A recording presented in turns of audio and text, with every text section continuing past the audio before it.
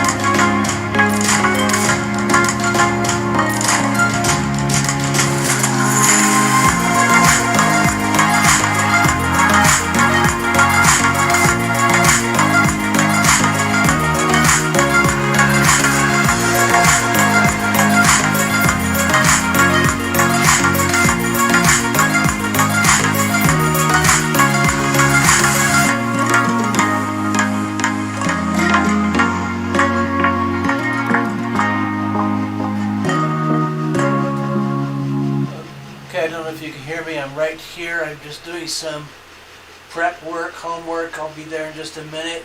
Get on with the astro doodle. Okay? Please bear with me. Please be patient. Alright. Okie dokie. Let's have a look here.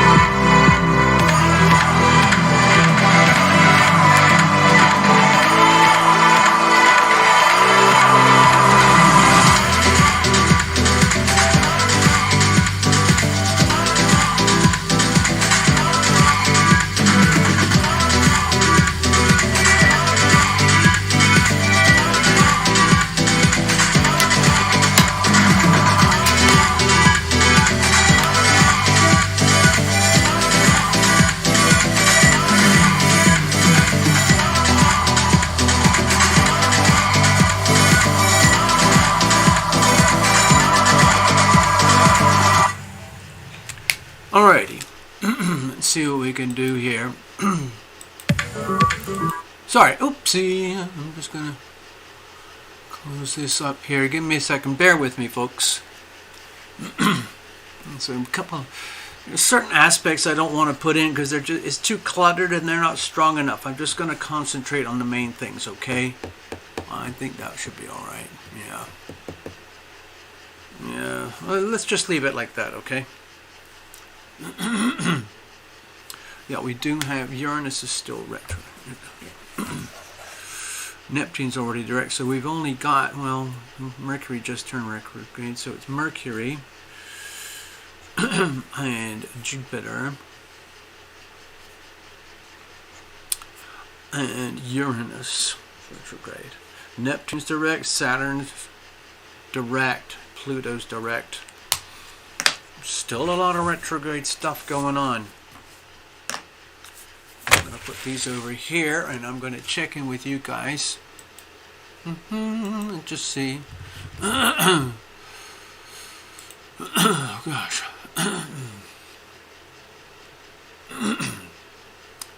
Where am I? Where am I? Sorry, bear with me. It's been let's say an interesting day, I guess you could say. Strange. I'm just trying to get myself together.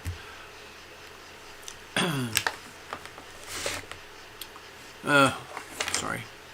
I'm just checking in. Okay. Hello, I see Necessary. Hello, hello Fluffles. Hello Gregory. Sorry I sound like I'm in the bathroom. I don't know what happened. I hope it doesn't smell bad. Oh, well, there's Necessary. Team Blue, yeah. Oh yeah. You've been working on your psychic capabilities. Yeah, I forgot. We can practice while you're waiting. What color am I looking at? How funny. Oh yeah. Testing. So we'll come back to this in a minute. Let me just connect with folks. Here we are. Hi. Good evening, everybody. Water's running. Oh, that's why. Let me just... That's probably what it was. There was a little mini heater. Marilyn Williams. Haven't seen you in a while. Good evening. Hope everything's okay. All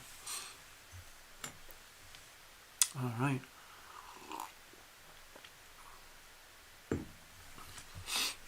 It's, it's just another day. On the other hand, I've had all sorts of interactions recently where I've felt tremendous affirmation, yeah, blame it on the planets. You know how I'm always reciting it on non-stop. It's just oh God, blame it on the planets, like it's an excuse for everything. But no. Instead of blaming, let's call it, let's attribute things to the planets. How about that? Okay? That's exactly, we solved the bathroom sounds. Okay. Let me think. I didn't really make the notes that I wanted to make in advance. I need to go over here. Give me a second, I'll be right there. Things I wanted to acknowledge and to report. Blame it on the planets. Okay, I got a couple of stories there. Heart and connection to solar, and that's from... So I'm doing shorthand notes here very, very quickly. Next we have...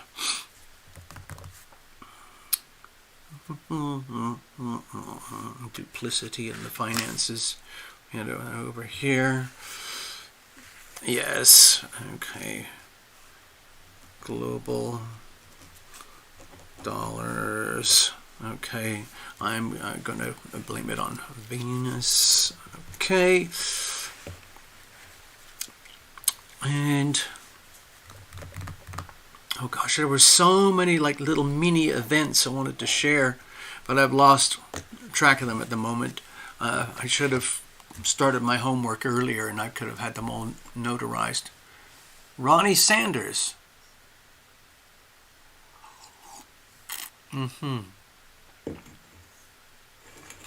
Oh, yeah, I know what you're saying, Gregory. Path Traveler, she is a fierce lumination. She was a very bright, bright light, very bright, inspiring light. She had strong Leo characteristics.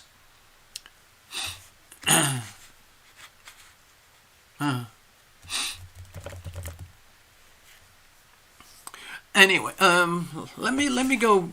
I just want to just please just give me a chance to just hang out for a minute. I've been at my own personal level. I've been tracking the moon transits over the last week or so since the Sagittarius new moon, and up and before, even before the new moon, when the moon was in Scorpio and so on.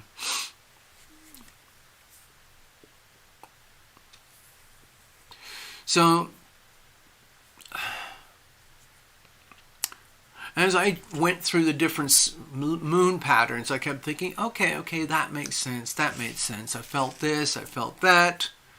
This shifted, that shifted. We had the Sagittarius new moon. The moon has moved on, and it's gone into Capricorn, and then it went into Aquarius, and now the moon is in Pisces just after the last few hours, okay? And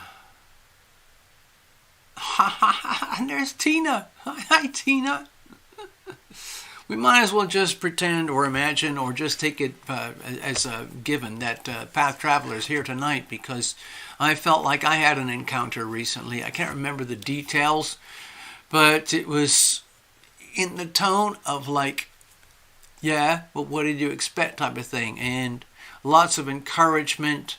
I felt that some of her energy was a lot more present than I'm aware, and that she was trying to hint that, like, I don't want to bother you. I don't want to be like in your face all the time. Hey, can you see me across the other side? What's life like and everything like that. I just wanted to sort of, I'm trying to just live in a very three-dimensional perspective right now, even though I am genetically programmed to operate outside of 3D. It's a bit weird, but that's how it is.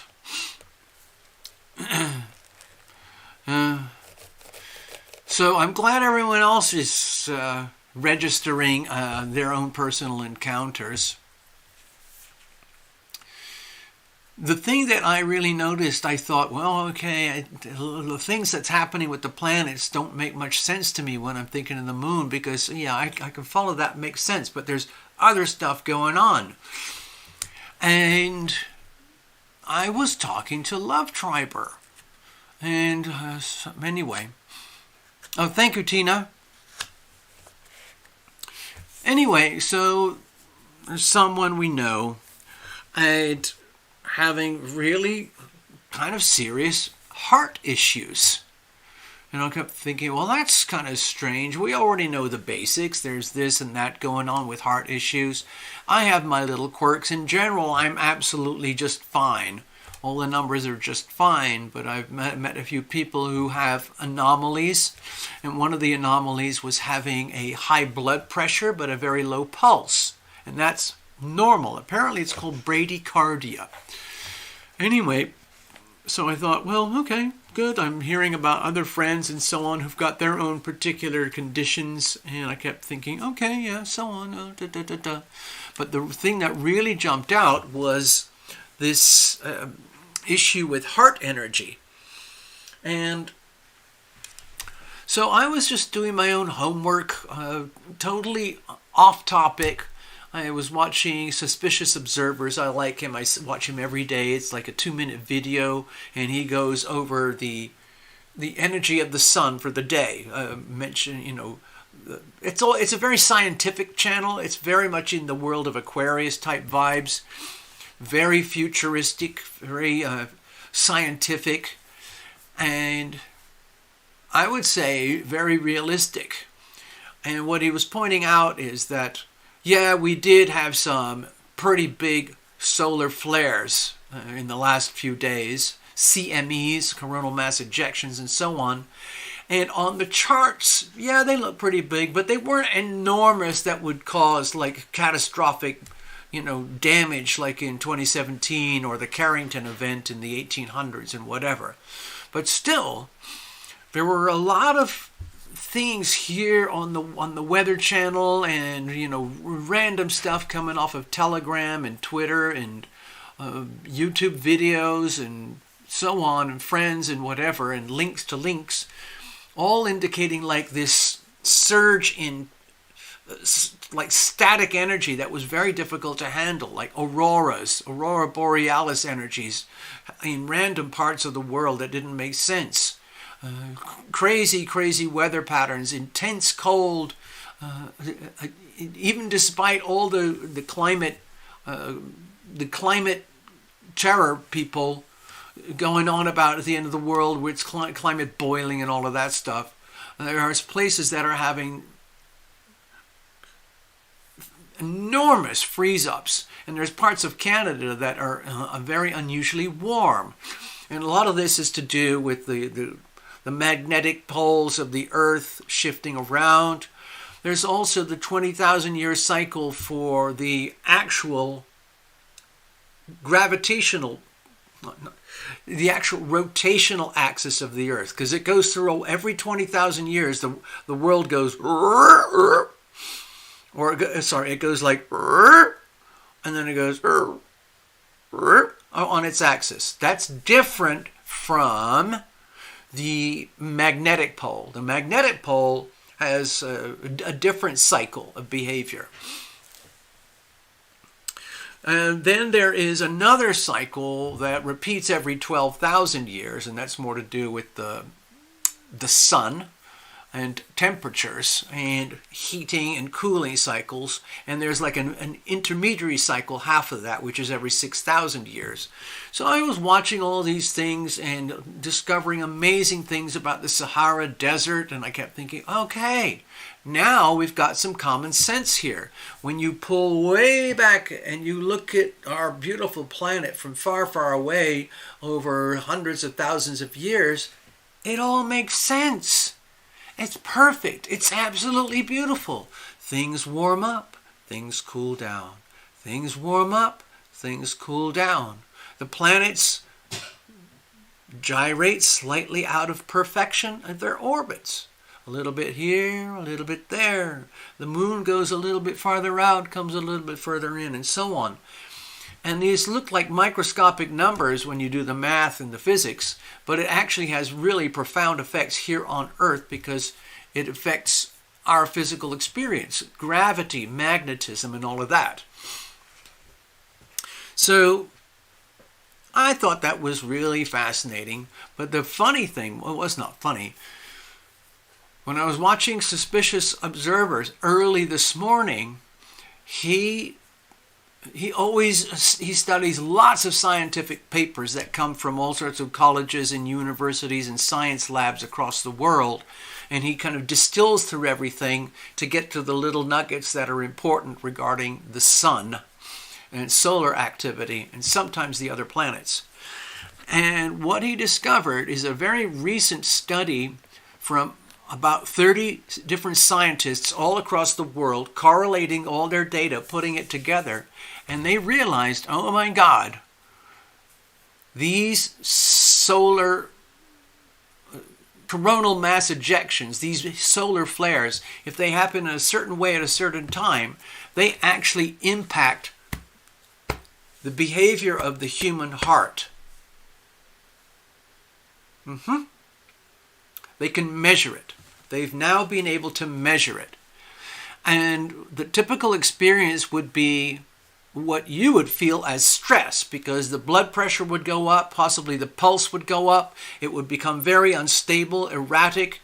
It would be the same type of the physiological experience of what happens when somebody, let's say, goes to a hospital or a doctor, or they get some very bad news and it really, really shakes them up and it triggers a very sharp, measurable response in the heart, which correlates with undesirable conditions. And that's what my friend had. And so I thought, oh my God, it happened. I just got the news. I just discovered the information. This just happened over the last few days, because guess what happened over the last few days? There was a medium to medium large solar flare. Not huge, but big enough to really show up on the NOAA, NASA, science lab charts that they use. And lo and behold, this particular flare went, imagine it's like the sun has an enormous belch. It kind of goes, bleh, and all this plasma comes spilling out like vomit. And if it's the right time in the right place, it can travel directly towards Earth. Okay? Like a massive solar flare.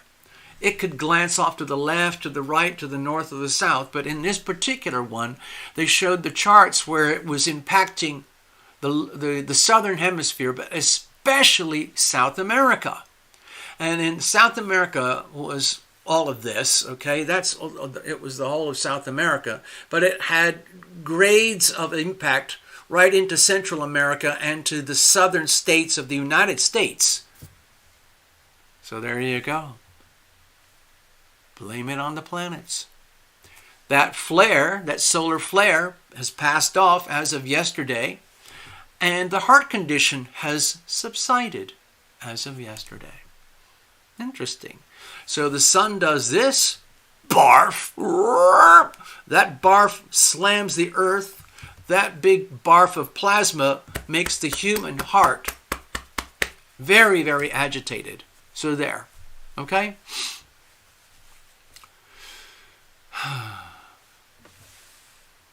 I just thought I would share that. Next thing, let me go over here. Give me a second. Hold on, there's an awful lot of chat going on. Oh, what am I missing? An awful lot of chat here. Wait, hold on, give me a second, folks. What's going on here? Oh, okay. Give me a second. The chat is over there on a monitor. Okay, give me a second. Being around me. Yeah. Hello, Tina. We said hi, Tina, and Fluffles and Necessary, and also someone else just. Okay, and then yeah, and then. Okay, I'm lost. Sorry, I've lost a few people. I can see Tina's here.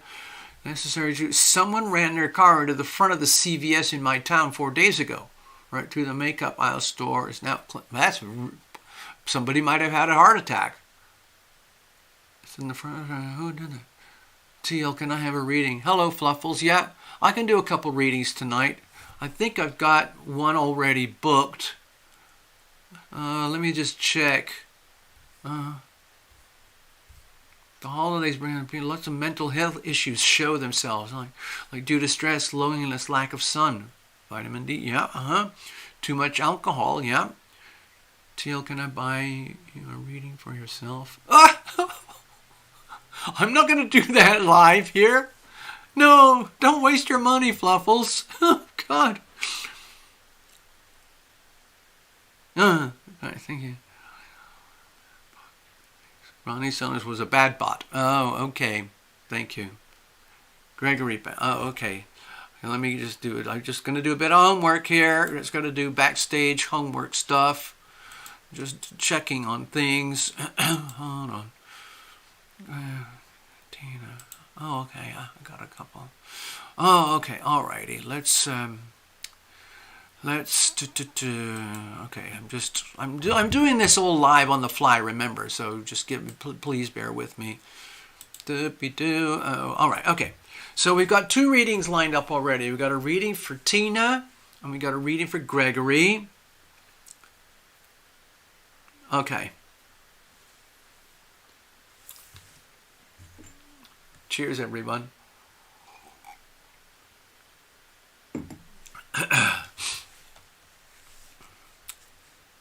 Let me go over here.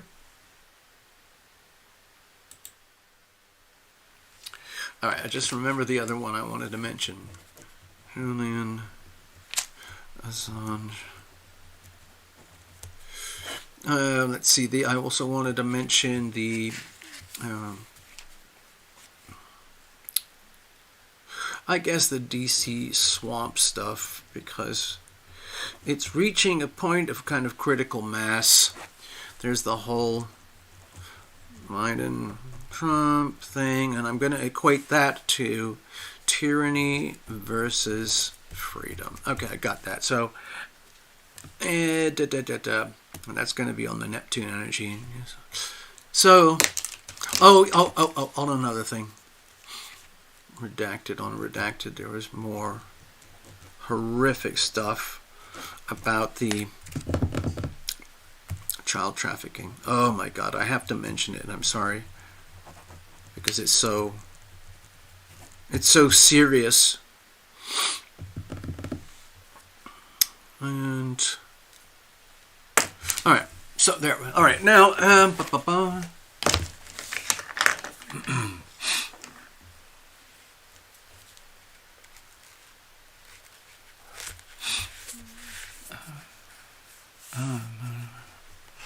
what's this?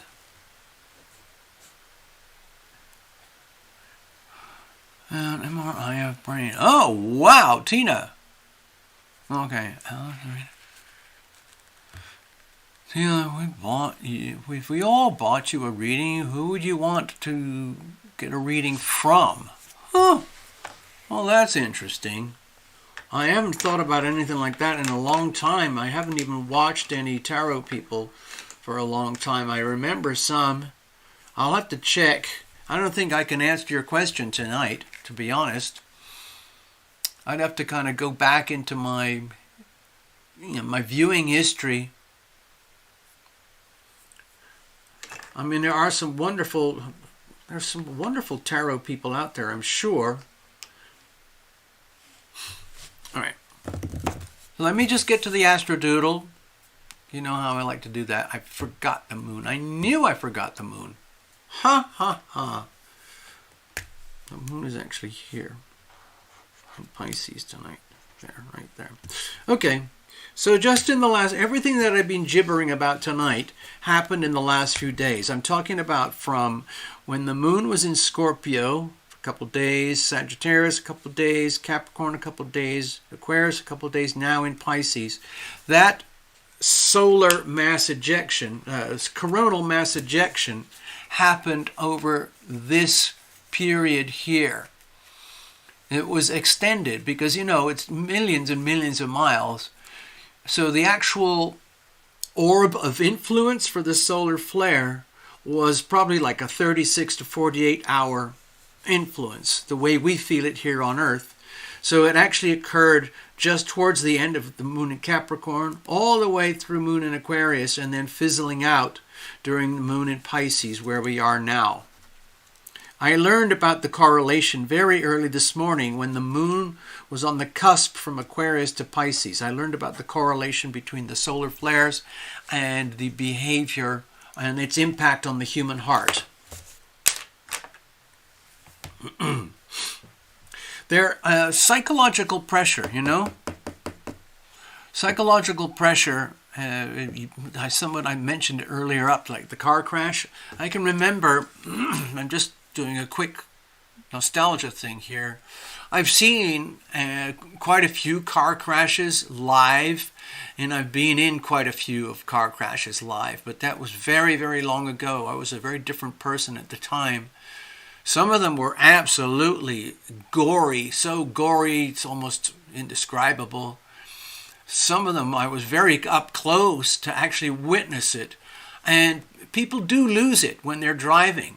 People can have heart attacks when they're driving. They can suffer a shock or a distraction, or anything can actually throw a driver off just like that. And the one that I witnessed many years ago was an elderly gentleman who was just puttering down a street in a small city where I used to live in England. And the traffic was just doing its usual thing. And then I could see through the window. I could see him. I don't know why my eyes were focusing on him, except that he was driving, and I could see he was an elderly gentleman, and he kind of went like that. And then the car accelerated very rapidly, and within about like 3.5, maybe 4 seconds, it went straight into a lamppost, a big steel lamppost, and the car kind of went like this. Baff! And so the car ended up wedged around the lamppost, and of course he was completely squashed. And I was absolutely terrified, and I drove away very, very quickly. I was too scared to do anything else. I didn't know anything else.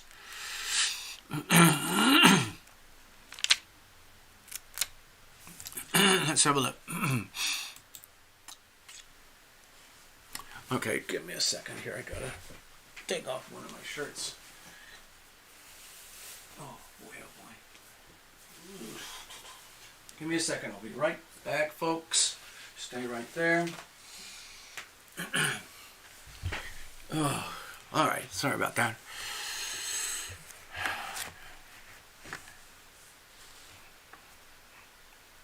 Whoa, Tina, what is on? Hello, Robin. Tina. I don't know where I hit my head about 6 years ago. Okay. Consistent humming in left ear and chronic ischemic small vessel disease. Oh, okay. Some of that I don't know what it means. I have to tell another story which might make sense.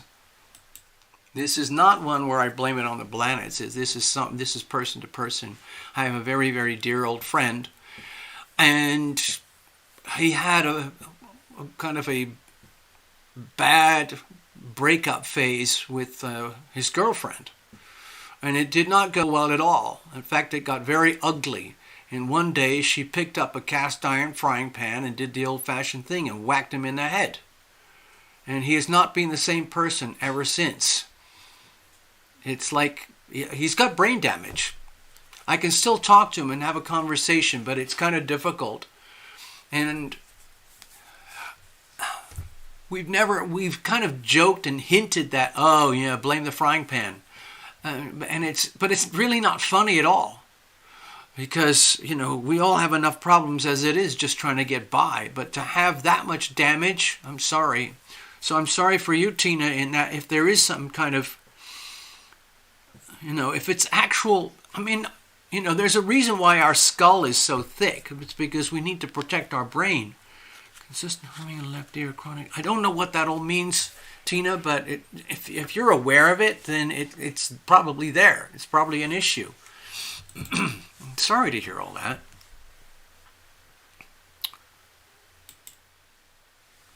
Oh. Absolutely.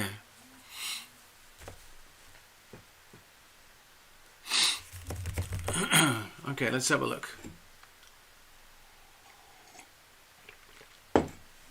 So right now, we've got a lot of the, I'm not putting them on the screen here on the chart because there's lots of little green harmonies and trines and sextiles, but they're very weak. So I'm not really allocating for them. What they tend to do is they tend to soften the energy and make it easier to live through, a certain period in time. And this is, of course, a perpetual motion machine. It's always changing, always shifting. The energy is always changing. Now, of course, with the big planets, outer planets, Pluto, Neptune, and Uranus, they move very slowly relative to us. So they affect us in the field of like generations, 25, 30, 40 years, that kind of time period, 10 years and so on. The ones that fluctuate the most are the sun and the moon and Mercury. We feel those the most in our body because they are the most fast moving. And then there's Venus, okay? Mars is much slower. So it's Sun, Moon, Mercury, and Venus. Those are very personal. We feel those specifically. And depending on your own personal astrology, it can be a good thing or not such a good thing. You know, depending how the transits affect you personally. These are the transits for the whole world and every person on Earth, but how does that affect the individual? That's a whole other story. So, anyway, I really wanted to convey the story about how solar flares really, really do impact this world. Also, the other thing that happened over here recently, it was just prior to the solar flares, and I actually put a video about it on my channel. Let me see if I can show you, actually. It was, we had a massive cloud seeding operation here, and it's not fun and it's not funny. It was very, very difficult for me. It was like I was choking, absolutely choking. And I made a little video. I don't know if this is going to work, but I'm going to try and show you here, just in case you didn't see it. It's very possible, it's very likely you would not have seen it, because my channel does not send out notifications or anything like that anymore. It's almost impossible. So here it is. I'm going to show this. See if you guys can see it. Let me show it here. Cloud seeding early this morning. Las Vegas.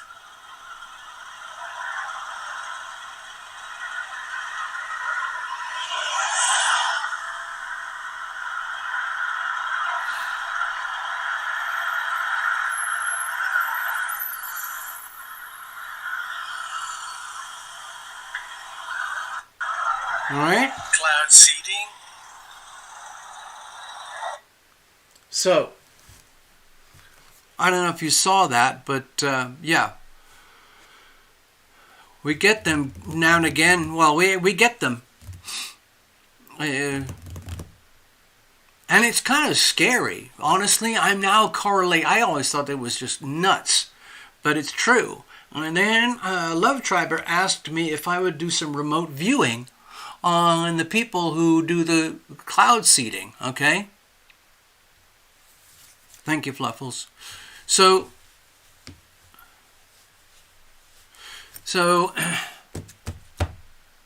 what I noticed is that the night before I was sort of okay with allergies, and I woke up early, and I went out earlier, and I was on fire with allergies. It was just horrific.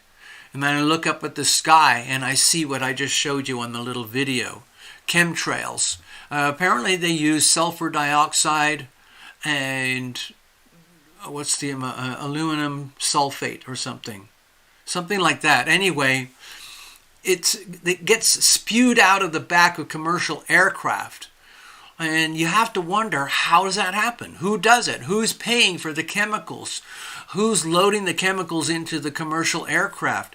Who is the flight engineer who's operating the opening and the releasing of the chemicals? Because you can see as they come over the city when they switch the chemical sprays on and then when they switch off. It's really bizarre.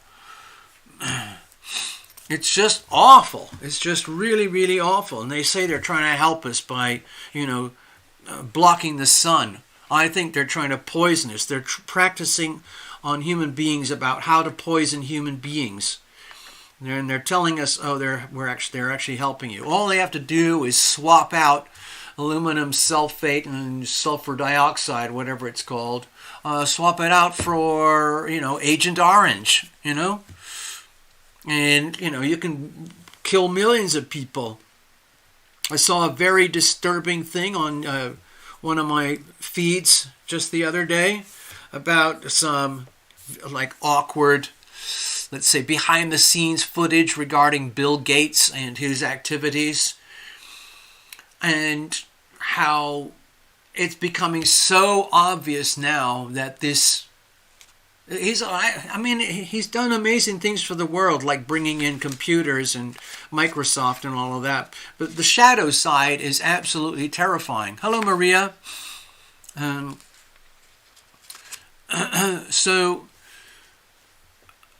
He's got billions now, and he's part of a handful of global elites that channel all their billions into what they call humanitarian efforts, but in fact it's all part of a depopulation agenda, which is very disturbing. And I can understand their logic. I'm not going to deny that they have a point, but the question is, how do you deal with it? That's a whole other thing. So in Canada, they've got an approach. They've got legalized euthanasia. It's a very active activity over there right now. People are volunteering to euthanize themselves. Like, oh, I don't want to be here anymore. I'm useless. I'm too expensive. My health care costs don't make any sense. I'm just going to tap out and save my friends and family the trouble of taking care of me. And so on and so on. But when you look at global statistics, you're talking about 8 billion people, out of which at least 2 billion live in complete dire poverty, starvation, bad food, bad water, bad shelter, war, chaos, disease.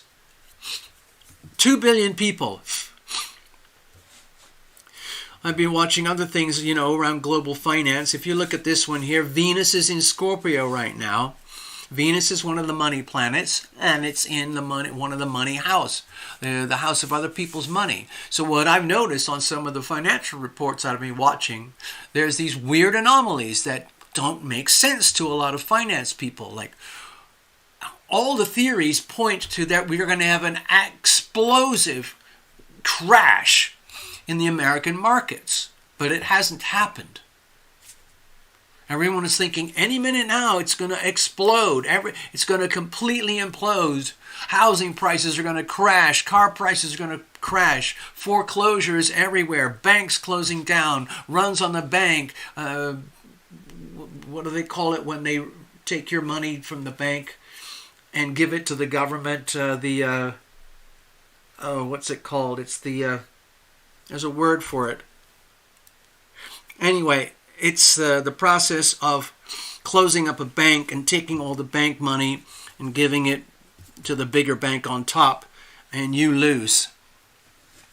It's theft. It's just pure theft.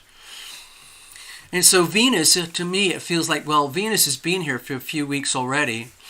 So Venus is smoothing it all out to the point where it doesn't make sense. But I feel that things are going to change when Venus gets into Capricorn, or in a few months when Venus gets over here, or when Venus gets into a hard square in Aquarius. Then things are going to get very, very choppy in the global financial markets. Because Venus is opposing Uranus, Venus is opposing Jupiter. They're both retrograde, so there's a lot of weird anomalies happening in the global financial system. Number one, China is imploding live in real time. It really, really is. They're trying to present it as if it's not. The Chinese CCP, Communist Party, it's complete fabrication in terms of numbers and charts about how amazing they are. So money is draining out of China. And the boss, Mr. Ping, can't stop it or control it. So he's trying to make it look like he can. And in fact, he's desperate. Guess what? Desperate people do desperate things. So in terms of desperation, it's going to go towards war. And like all the previous Communist Party leaders, they're willing to sacrifice their own population in order to maintain the narcissistic, Marxist, pathological, sociopath agenda. And that's what they do. They don't really, they promise equality and evenness for everybody, but they actually strip it out. It's disgusting. Also, so the global financial system is still very unstable, extremely unstable, but it might give this appearance that, oh, it's not so bad right now. Like, for example, the United States Federal Reserve is holding interest rates. It's just steady, Next, over here, the sun is getting tighter and tighter and tighter towards the 24-degree mark, okay? As it gets tighter and tighter, there's more and more pressure on the fraudsters, the liars, the cheats, the criminals, okay? And I am just, on the global scale, there's millions of them, of course, terrorists, cartels, everything, drug running and everything. But the biggest headline crime is the Biden family on the one side, and they're being heavily exposed. Mars is going to catch up eventually, and Mars is going to be at about 24, 25 degrees, and that's going to be a vicious attack on the crooks. And so what's happening inside the left-wing political group, the liberal crowd, is that they're really, really squirming right now because they don't have an exit strategy. They don't have an exit plan for this whole Biden regime. So what I see happening is that they're going to just accept the fact that they're being exposed. The Sun and Mars working together here is exposing all this fraud. And the fraudsters can't escape, okay? They will be found out and held accountable. And so what do the fraudsters do? There's a massive alliance, there's a huge percentage of a big percentage of the American population votes that particular way for whatever reason. I'm on the other side personally, but they vote that way because they believe in certain attitudes and policies and everything that go along with Grandpa Joe and his gang. That's fine. Good luck with that. Looks to me like it's all kind of falling apart. The interesting thing about it is that some of the really deepest, darkest aspects of their behavior is actually working. They're deliberately trying to sow seeds of chaos, disruption, violence, lawlessness, and it's working. It's working really, really well, and they're just holding their fingers. I hope we can keep this running for another year. We got to keep this going for at least another 11 months before Trump gets in. We got to have so much damage that we can bring in the police state. We can bring in martial law. We can have a ton of sleeper cells get activated so we can blow up train stations and blow up food factories. We can blow up munition sites. We can blow up all the infrastructure stuff, the electrical grid and the airports and the military and all of that stuff. We've got 11 months to do it. Come on, folks. We really got to get on with this, okay? So that's what the liberals are hoping for. It's a strange ambition. I'm not keen on that. I'm more interested in peace, harmony, friends and family, good food, good shelter, good defense, good fences make good neighbors, that kind of stuff. I just got to mention this again because this makes my blood boil. I want to get it out there. Clayton Morris, part of Redacted, he did another report on child trafficking. He gets some very deep insider whistleblowers regarding child trafficking. And this lady came forward. She was working with some of the government agencies for only about 4 months when she started to realize, my God, the people who are actually running the sex trafficking and the child trafficking operations is the federal government. It's our federal government, in collusion with a lot of other nefarious, evil operators across the world. They're in on it. The number one operative is our federal government. And she's willing to go into court. She's put her life in danger by becoming a whistleblower. So she's very brave. All right, I got to put up some post-it notes here. Magic post-it note for Gregory, another one for Tina. Let's have a look here.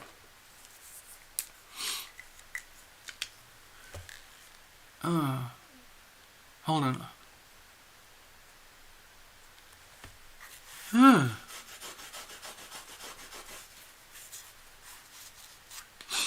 Okay, we got a reading here for Gregory Ross.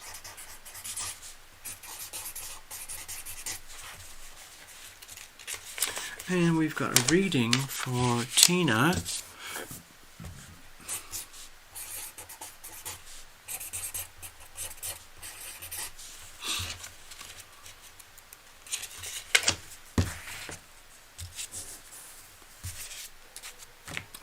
let's put this over here for a second. I just wanted to look at these chat things for a minute. Las Vegas seems to be a dumping ground for a lot. Yes, it's a lot. I have to tell you, Las Vegas is a very strange.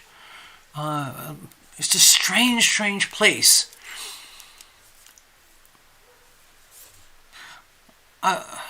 Maria, hi, hello, Maria. You've just returned back from Moscow. It was awesome being able to join you all from across the pond a couple of days. I remember that. Yeah. Recommend CT, white matter changes. There is no fix, but the things people said at work reflect that. Slurred speech, slow walk, difficulty talking are signs of vascular dementia. I've never heard of vascular dementia. I guess it is a form of dementia where you seem to be losing your mental faculties or something. Vascular, I'm guessing it's something to do with like the blood system, like the veins and the arteries inside your brain. Okay, I just saw that. Please know more after that. Thank you, Fluffles. I don't think I can handle more than three readings.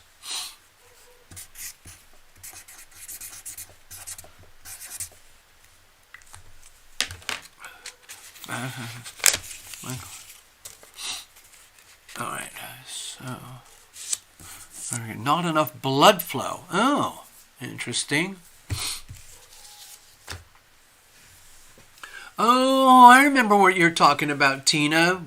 Like you were confiding to us. This was a few months ago, wasn't it? Where you were having a really rough time with co-workers and they were being really mean and nasty to you. I remember that.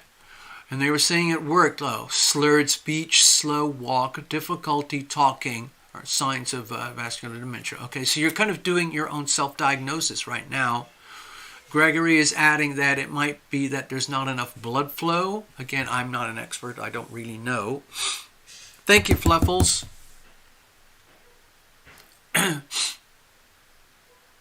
I've got to just be... We're going to get on with the readings soon. Maria... Did you notice, this sounds like a little bit of, I'm being a bit nosy, but did you notice anything going on in Moscow regarding some of the reports we get here in the United States about drones attacking Moscow, drones from Ukraine, things like that? Because I've been reading that actually a lot of the Russians and Russian people seem to be quite fine with the way things are going right now. And like Russia isn't such a bad place, you know? Okay, let me go over here.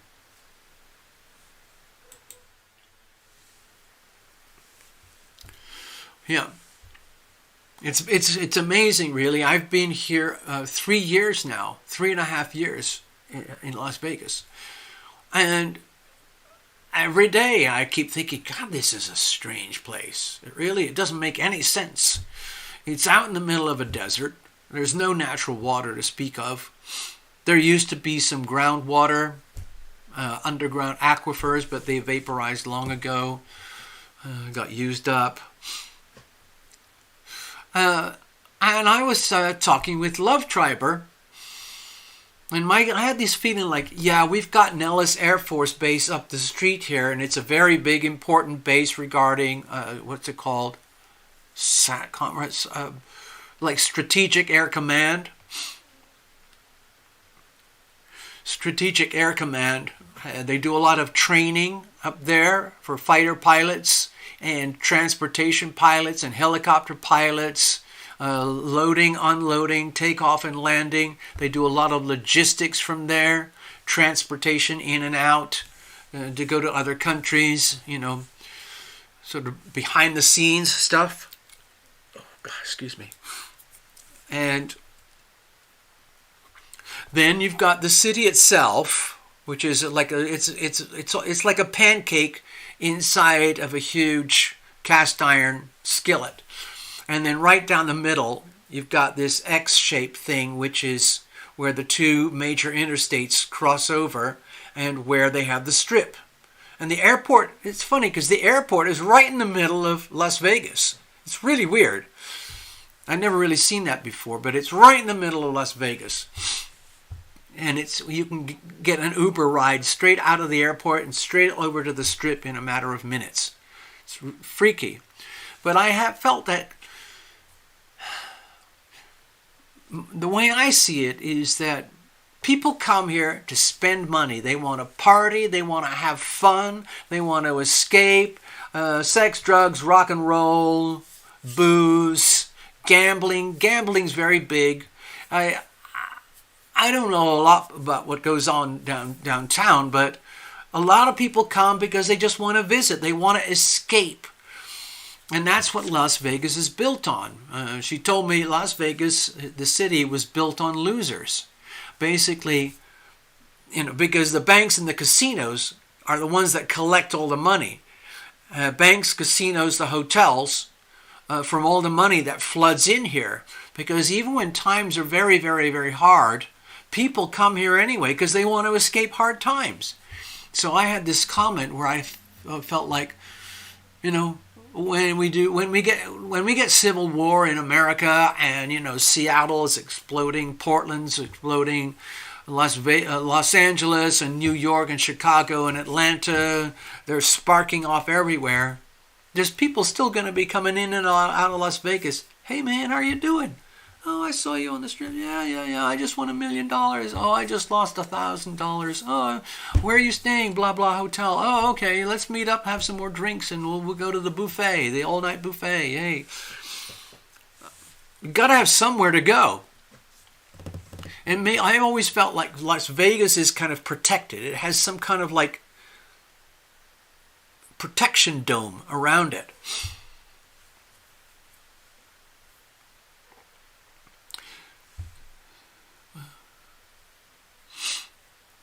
Similar to Alzheimer's. Again, I don't know much about it, but I guess anything that would impede the operation of your brain is a problem. So if you got dinged on the side or somewhere and a concussion messed up some of the brain tissue inside and some of the blood vessels, yeah, I could see how that would be a problem. Yeah.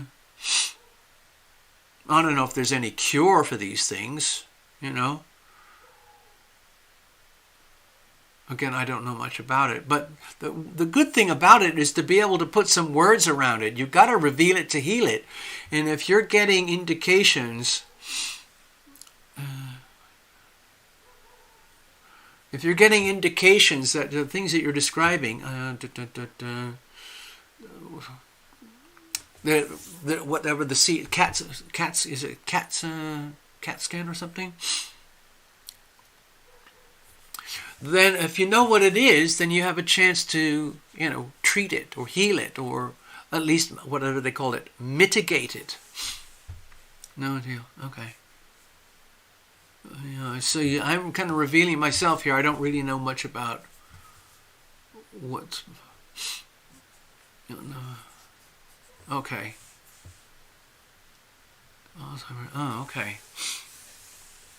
My mother had a bit of dementia and Alzheimer's.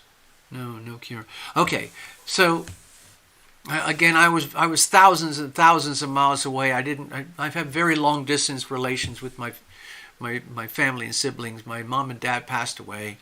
I have a brother and sister.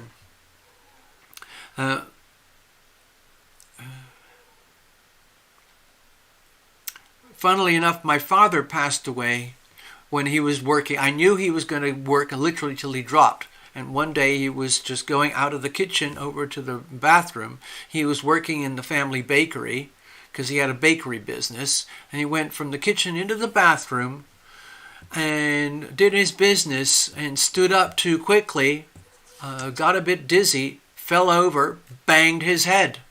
And that was the end of it. That was the end of my dad. And my mother had a longer, slower decline. She passed away. And in the later years, the last couple of years, they basically said she's got a bit of Alzheimer's, and it's difficult. And she would go in and out of clarity. Sometimes it's like she sort of wasn't there. and other times she was crystal clear. She always had a very sharp mind, so it must have been a bit frustrating for her. So it's progressive. So if there's no cure for the situation, Tina, and it's progressive, well, I guess what you do is you manage it somehow. Again, I'm not a doctor, but you have, decades of experience in health and healthcare and healing other people. So now it's time for you to focus on helping and healing yourself, okay? People come and go in all sorts of ways. They really do.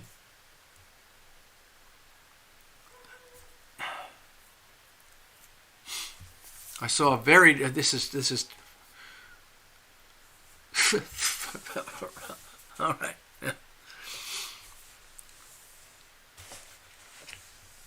Let's see, go over here. Give me a second, folks.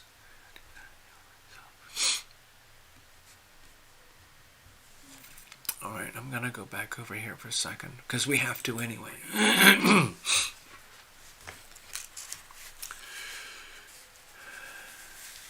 I'm not going to talk about the Ukraine-Europe thing, war. I'm not going to talk about the Gaza-Israeli Muslim-Jew war. I'm not going to talk about the China war build-up, because I go over and over that so many times already. I'm just going to leave it. It's all still happening, okay? Let's put all this over here. Actually, no, I'm just going to tuck all these. Give me a second. I'm getting ready to do the readings now, okay? All right, here we go. Put that, take that. Let me just tidy up. Actually, you know what? I'm going to have to give myself a little mini break here so we can do this properly. So bear with me. Chat amongst yourselves while I get set up here. And we can get into your readings, which is why we do this stuff.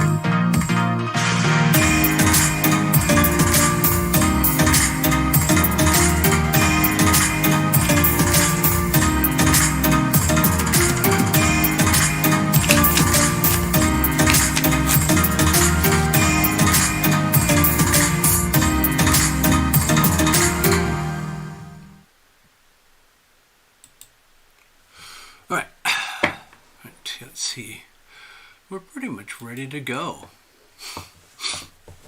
All right, Mr. Ross. I'm just seeing your notes there, Maria. Well, there's attacks every day. Wow. Wow. Actually, Moscow looks very beautiful to me. I know you can get some very heavy snow in winter.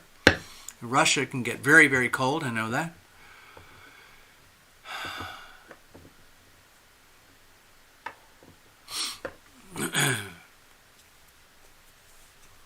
All right, so. Gosh, you know, when I think about it, we've all, over the years, we've been hanging out. We've had all sorts of ups and downs, health-wise, financial-wise, relationship-wise, job-wise, careers, moving houses, building houses, changing cities, towns, locations. People come and go. And we have people who've been with the channel for a long time, and then they disappear, and then they come back years later, and so on. It's been a very interesting journey. One thing that I've been wanting to do, I'll just be ready in just a moment, Gregory.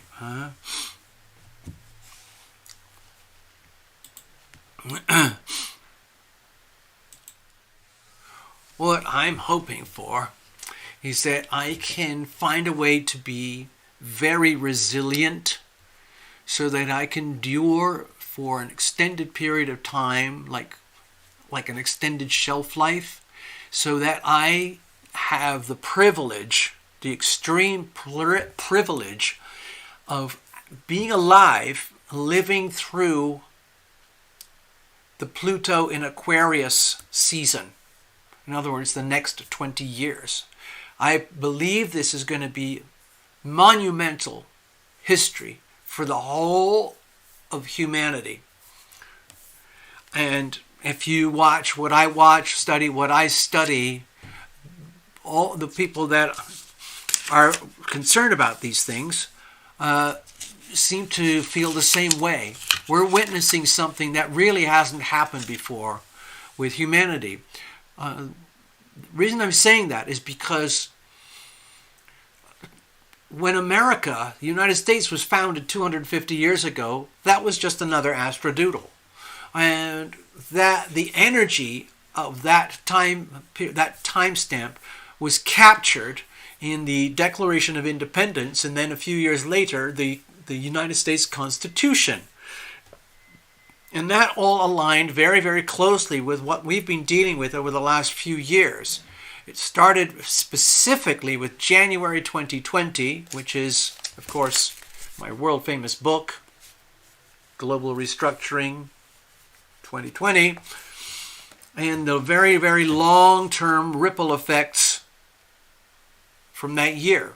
Here we are 3 years later, and we're just witnessing the very early stages of the shock wave from January 2020, where we had this monumental impact of Jupiter, Saturn, and Pluto all conjoined around, I think it was 27 degrees. Half a degree away from the birth degree of the United States, okay? So it stretches out for a long period of time, and it's 3 years. It's taken us 3 years to go from when I published that book to the point where we're heading into the cusp of Pluto in Capricorn moving into Pluto in Aquarius, which is basically next year. The whole of 2024 is going to be a cusp event. It's going to take the whole year just for Pluto to move into the first degree or so, 1 degree or 2 degrees, something like that. So it's monumental. Historically, this is monumental because the Pluto in Aquarius corresponds to revolution in society, societal revolution. And what are we seeing?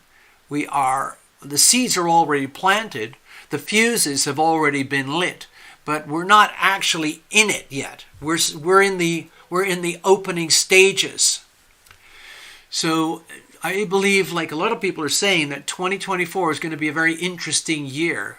Tumultuous, exciting, highly volatile, highly unpredictable, except that we know to expect the unexpected. So in other words, don't be surprised by the surprises. And I hope you guys can hang out in the journey with me. I really, really do, because there's very few other people with whom I can correlate regarding these matters. So I need you guys, all right?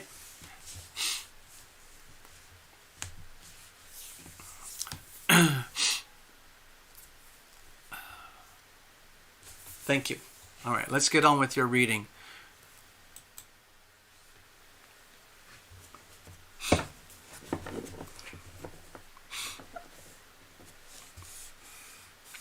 What I've noticed over years and working with Gregory is that Gregory is very, I would call pure, in that you get what you see. In other words, it's like an authentic person. It's because some people are not authentic. They act and behave a certain way where in fact they are something else. But what I've noticed with Gregory, I'm not trying to flatter or anything. It's just an observation. You are who you are.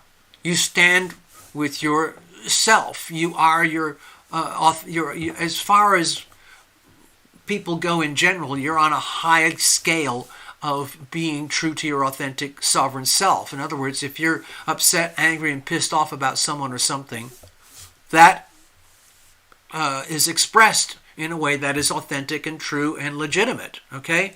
And vice versa. When you're in good spirits and let's say something good happened, then that comes out in your behavior.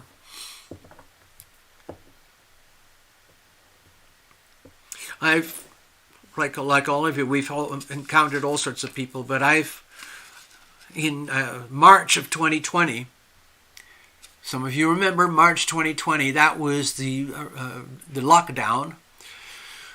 What I discovered is that there are people out there who are very sick, very disturbed, narcissistic, psychopath, sociopaths, right in your face. They are willing to lie, cheat, steal, commit despicable acts on anyone at on a whim. Disgusting people who present themselves very, very effectively as very, very acceptable members of society. And I had to discover the hard way that they are disgusting people. All right, let's have a look. Okay. All right, so we're going to read for Gregory.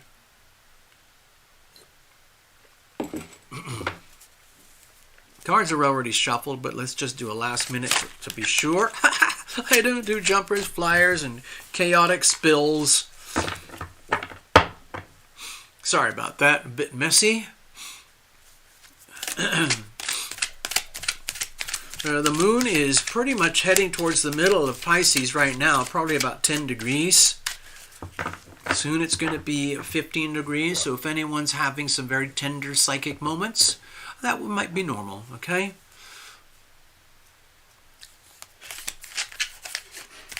I'm finding it extremely hard to shuffle and make things very precise. All right, so let's bless this card, bless this deck, bless everything about what we do here. Bless everyone here who's hanging out with us. Let's invite our invisible friends to come close, gather by, and hang out. Let's make it like a formal invitation. Hey, everybody, let's agree. It will be great fun to have Path Traveler hanging around with us if she wants to insert anything. If any of you psychics and mediums out there are getting some downloads from Path Traveler, feel free to share. Hello, Esther. Good evening.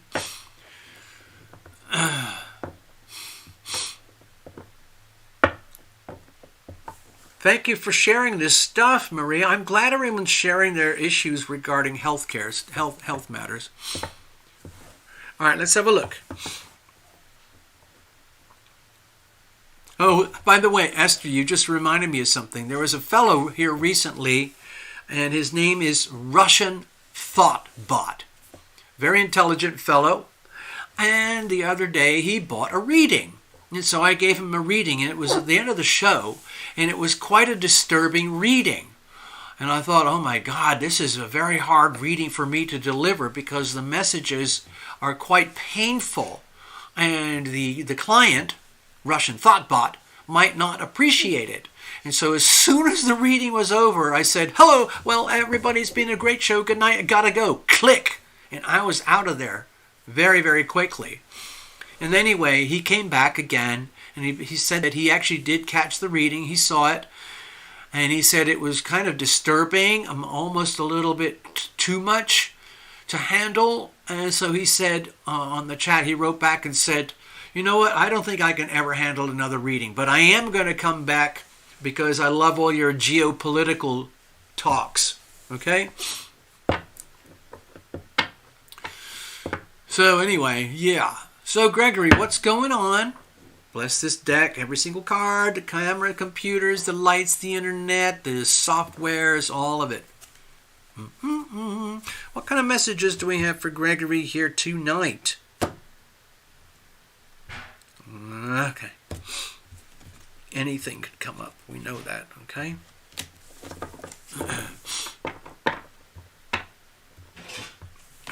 Here's the situation.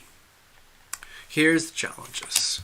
And here's how we're going to handle things. Let's have a look here. And external influences, of course, I default to the planets. Of course. The Queen of Pentacles. So,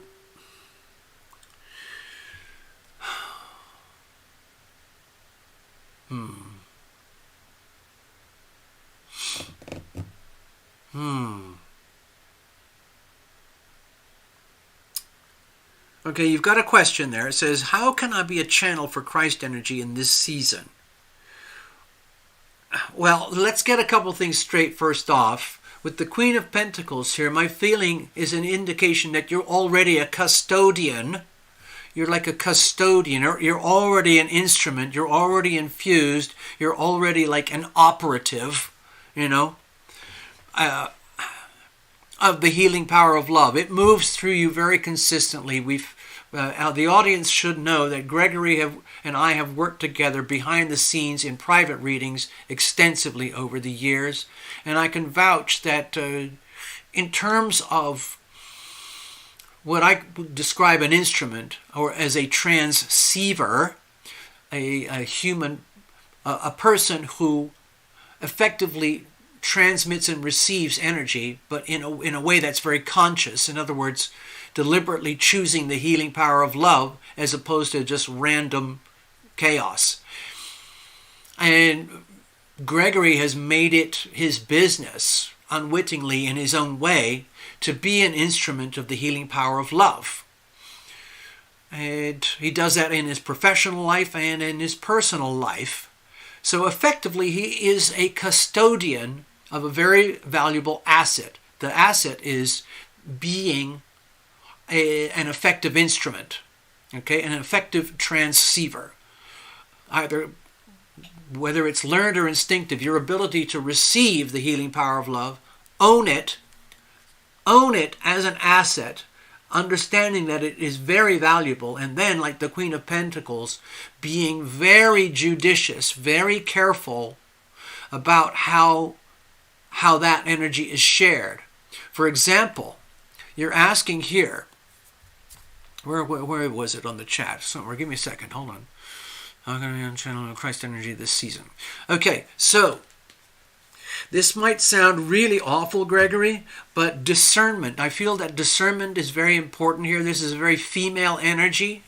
And the female energy, it could be, let's say, triggered to be so compassionate that you might share this very valuable energy, Christ energy, with anyone and everyone.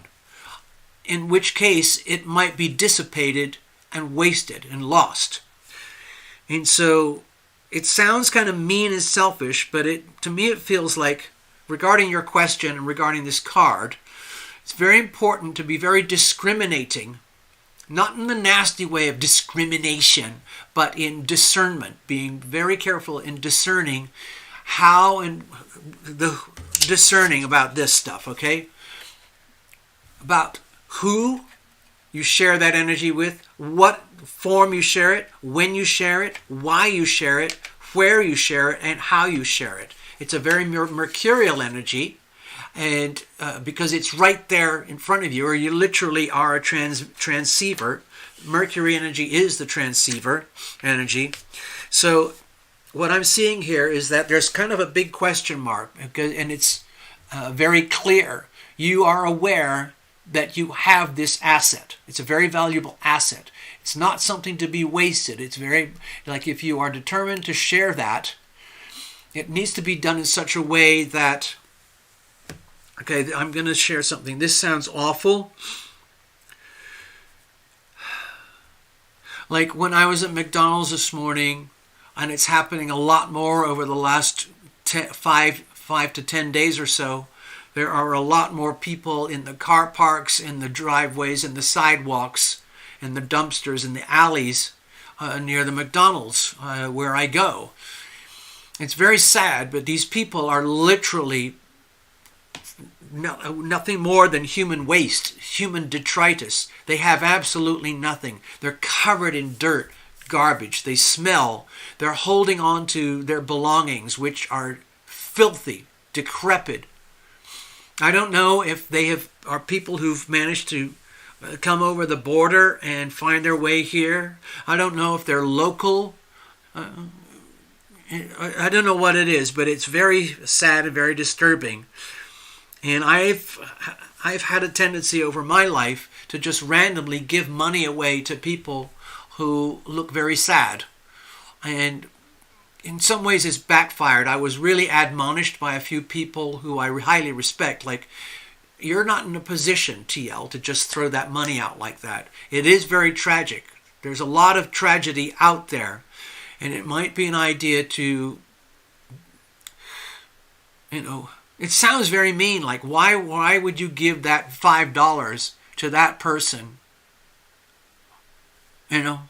Maybe it's better to give it over to someone who's not on the verge of death. I don't know. I don't know what I'm saying there, Greg, but all I'm trying to suggest is that it's very important to discern who, what, when, why, where you transmit that energy, okay?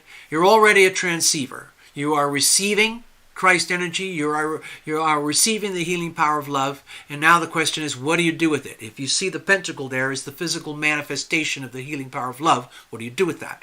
It's very important to be discerning so that it's not wasted. I learned that from Scott Peck. Love is a tangible, measurable asset. And it would be great to think that you could just have an infinite supply at your hands, but this is not something to be wasted. You have to be very discerning about how the energy is shared and expended. Okay, what's the situation itself?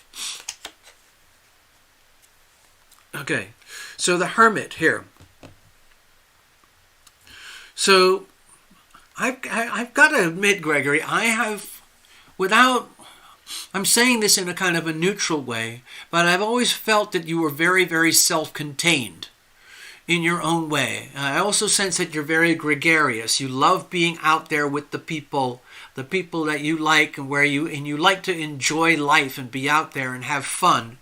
And you are a highly, let's say, valued member of your community, and also a member to be feared. There are very nasty people in and around your community, in your world, who I know that they, because we've worked together, that you're not their favorite person. It's because you're true and you're pure and you're honest and you care.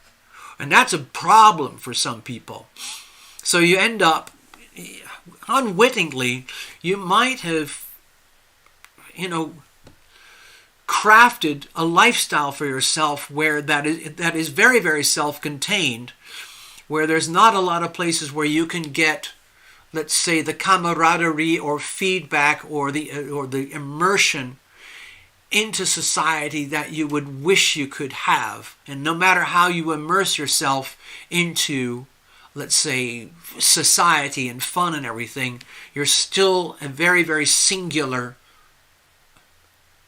entity, a very, very singular person.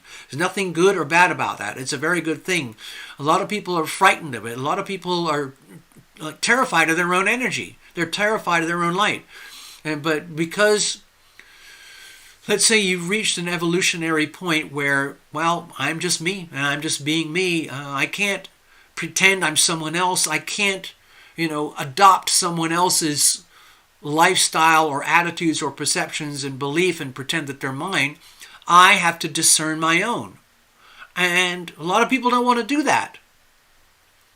You're willing to do the work. You're willing to put in the work to be your own guiding light. But a lot of people don't want to do that. They don't want to think. They don't want to feel. They just want to export their life, through TV or film or clubs or whatever, so that they don't think. A lot of people don't want to think. They want someone else to make all the decisions, do all the thinking for them, so long as they have a certain degree of moderate comfort, and that's it.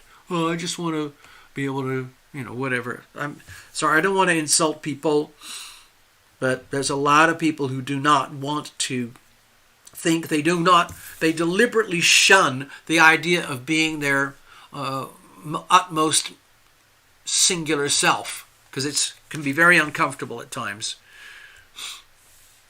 Might feel like an outcast, or, wow, maybe I made a mistake being me, who I am, how I do what I do, when, why, who, how, where, and when, and all of that, because you suffer the consequences.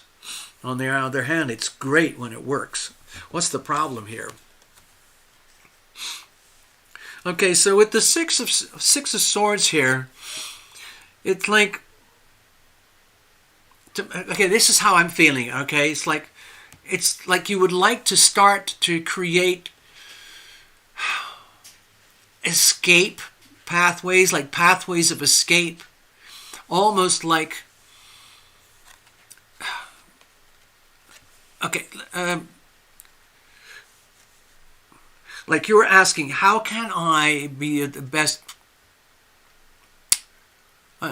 conveyor of Christ energy for the season? Okay, so that's obviously an important issue for you. But you also know that it's quite demanding. Okay? You might have to take it upon yourself to act in a singular way. Maybe there is not a group. Maybe you can act in a singular way. Sometimes, people get involved with the church, and they do, dinners, for free dinners for homeless people and things like that. That can be fine. But wherever it is that you direct that energy, it feels to me like you have to be very careful, and it has to be done one unit at a time, because this is not something to be wasted. So with the Six of Swords here, my feeling is that this is going to sound very weird as an interpretation. There's this part of you which makes me feel like you wish you did have a really close companion that you could have at your side all the time as you go through your endeavors. Because my feeling is that as you live through your day on a cyclical pattern, day in, day out, you go through a kaleidoscope of mental activity about what should I do about this, what should I do about that, this problem, that problem. Oh, maybe I need a break. Maybe I need to write to so-and-so. Maybe I need to communicate with this about a legal matter and so-and-so. And, what do they call it? I think, as far as I know, you are the sole proprietor of your business. And we've talked in the past about having like an employee or a partner or someone at your side. But on the other hand, you already know what's happened because you've had experience, and sometimes it didn't work. But there still might be a craving to have a loving companion at your side who resonates with you very, very closely, so that as you move through life, it wouldn't feel so. you wouldn't be constantly reminded that you were a very singular individual.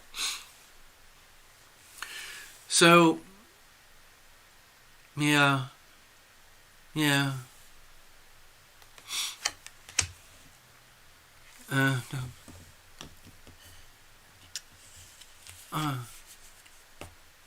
Oh, what's this one? I'm just noticing something. They're my favorite, Tina. Right, dogs, they're my favorite. Oh, we're talking about adopting dogs. Don't waste it on humans. Don't waste the Christ energy on him. Get a dog, yeah. Tina's saying, I think Sasha tangoed with a coyote today. She came back with a bite on her leg, and I heard the coyotes. Wow. Whoa.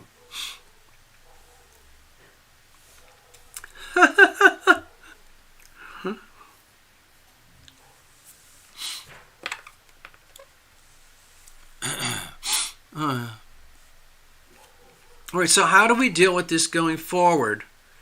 I mean, it's a very strange way to read a tarot, to do a tarot reading, but there is some history. Everybody knows that Gregory's been with us for years, so we do have a certain history, and I'm sort of leaning on it a little bit, but I'm also, as a reader, I'm giving myself a lot of latitude for purity of interpretation right now, here in the moment, as I am sensing it. So I have to be as true as I can to my own task here. And so I'm calling it out as I see it.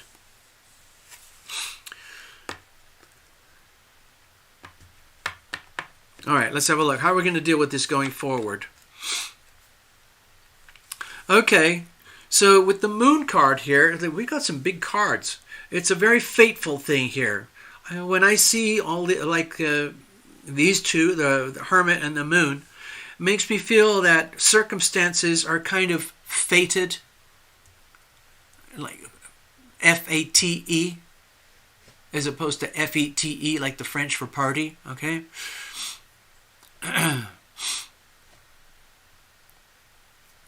Oh, I didn't hear that. And look, there's the doggies. Can you see it in the moon card? There's the dogs in the card. Oh, funny. Yeah, let me see if the camera can grab it really well. Hold on. Yes. Yeah. I've had to take care of dogs in my life, other people's dogs, and my sister's dog, my girlfriend's dogs, and so on. There we go. We almost had a perfect rendition. With the moon card, we could, what I'm feeling here is, dear Gregory, please trust your deepest intuition when it comes to these things. And then when you get an intuitive, like surge, like, aha, I'm getting an intuitive, inspirational message, a divine message, okay? Think of this as like the moon card, very, very deeply intuitive personal energy that's coming to you from the divine. Filter it through your intellect and the Hermit card and figure out what is worthy or what is not worthy, or what is this intuitive message, and then bring it forward. And it looks to me that the way forward would literally be to have a companion at your side. I mean, this is a really bizarre reading. It's like a group reading. Necessary is talking about, hey, get a dog. Don't waste your money on Christ energy this season for people. Get a dog. And I believe Tina has kind of segued away from humans and all her compassionate care for humans. And did anyone mention Tina tonight? Or ask how is the certification and training going for the veterinary assistant? So dogs are very, very different from cats. And I have looked after dogs, and I have to tell you, I'm just going to share this. Give me a second.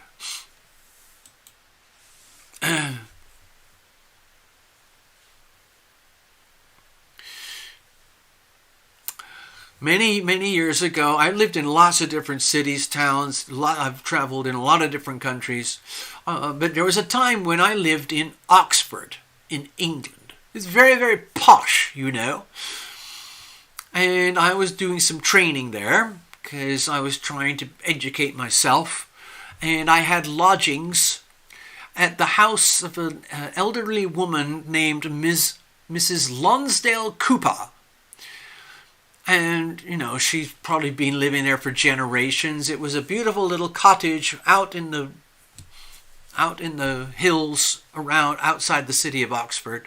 And you could look down the hills into the city. It was very beautiful. And part of my deal at her place was, she's quite elderly, and she gave me an extremely good deal on rent. But the other part of the deal was that I would be a personal companion. I would help her with her knitting in the evening. I would act as a chauffeur to take her to visit her friends every now and again on the weekends, where they would go to, you know, formal gardens or go to have tea somewhere. So I would be like an escort. And the other thing was that I would take care of her little dog. And she had this wonderful little terrier. He was a very feisty little character. Very loving little character, super intelligent. He really needed a lot more attention and energy demanded from a caretaker than she could provide. So I was perfect at the time, and I loved hanging around with him. So I would take him out for walks every day. Excuse me. And on one of these walks, we went out into a big field, and I found a big stick, and we were playing chase and catch the stick and everything. And he was so happy. He grabbed hold of the stick and had it in his mouth, sort of like this. And he came up to me and said, I dare you to try and get it out of my mouth. So I grabbed this end and this end. And I was wrestling with him to get the stick out of his mouth. And the more I did it, the more he was happy. And then eventually, he was holding on so tight, I was swinging him, and he started to fly. So I whizzed him around in circles, a couple of circles, and he was so happy. He was so happy. Until the stick snapped. It snapped inside his mouth, in the jaw. This end came off, this end came off, and the middle bit got stuck up in his jaw, in there, squeezing his teeth outward. So he fell to the ground and was going, ow, ow, ow, ow, ow, ow, ow, ow, ow, and I had to grab him very, very quickly. I could see the problem, so I grabbed him and I held his mouth open and I wrenched the stick out, and then he was fine again. And we had a big cuddle, and then we ran back to the house, okay? What? You went to Magdalen College, Oxford? Wow. Who knows? Maybe I would have bumped into you there while I was there. Wow. Wow, that's so cool.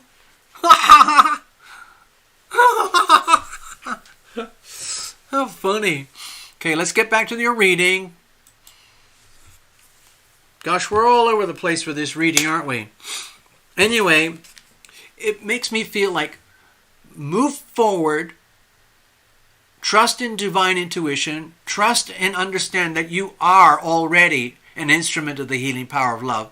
But now to activate it, it has to filter through you in a particular way where everything resonates with you properly so that you're not squandering this very, very valuable energy.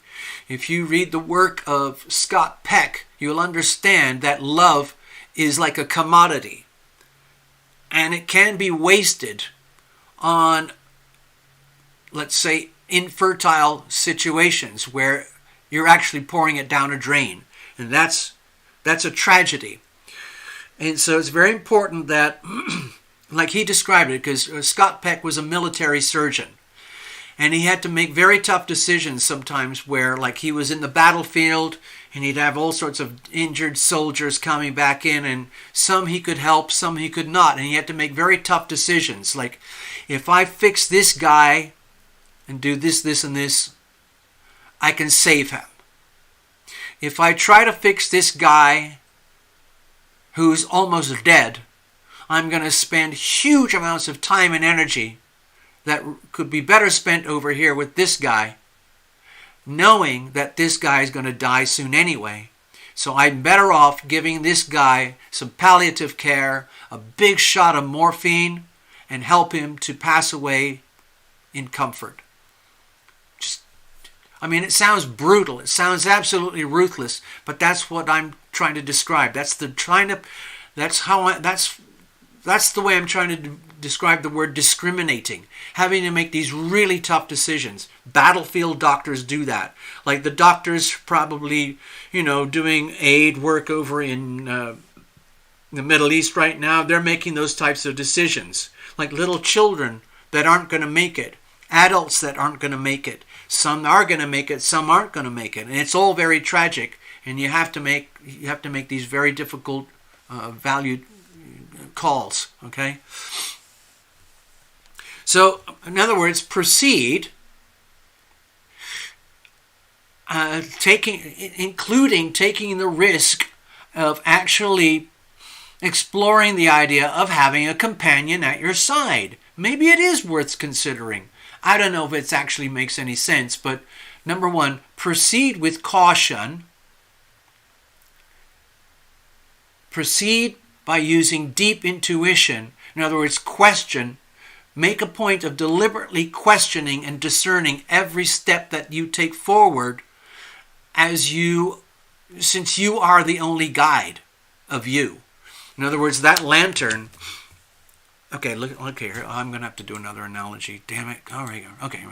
So in other words, I'm holding my lantern, and you're the only one who can decide how to go forward. Are you going to go left or right? Are you going to backstep a little bit and then go left and right? Are you going to go forward and then forward and forward? And the only way you're going to know is by moving one step at a time into the unknown. Okay?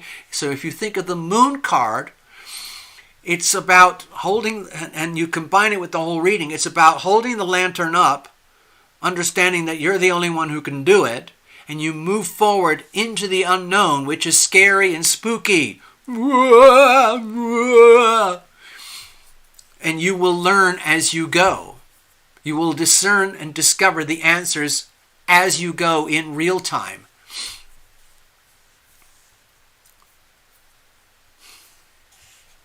I hope that helps. Okay, here we go. All right.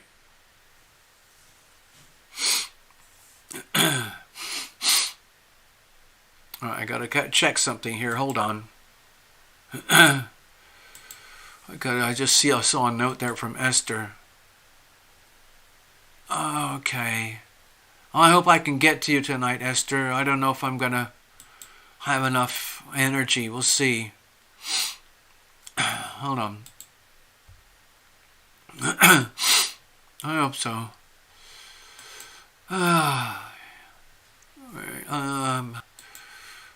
Okay, so sorry, I'm behind the scenes doing some homework here.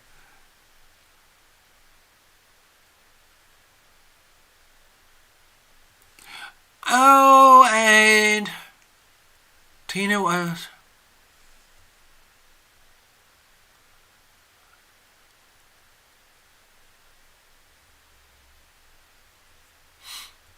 Tina's saying, don't see Gregory with a little dog.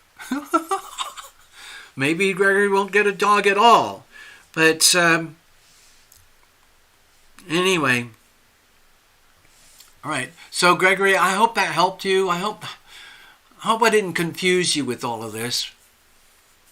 Either way, it's definitely about moving forward with your intentions, but it's going to require deep trust in your intuition on a moment-by-moment basis. And if anything feels out of whack, according to your gut, remember your gut is your second brain. Remember that, okay? It's very, very important to trust your gut. If your gut says, nah, that's get out of there, back off, get out, and go, okay? Okay. All right, so let's move on. Esther, I do see it. Thank you. We might have to, if it's okay, because I got to read for Tina, I got to read for Fluffles, and maybe I could do a little. Anyway, give me a second. Okay. Okay, Esther.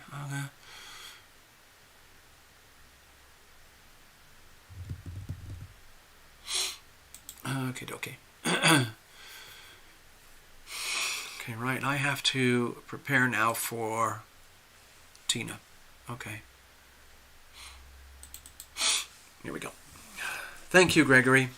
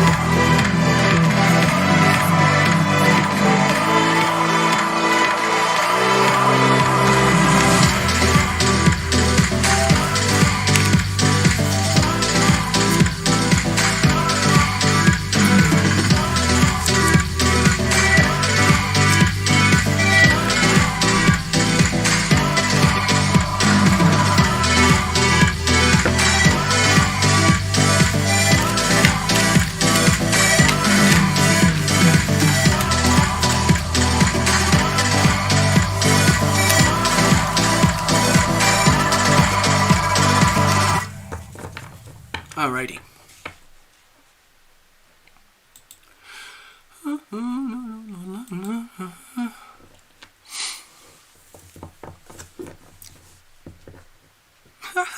This is going to be so exciting over the next few weeks. I'm really interested to see what actually happens here. Oh, here's another little story for you.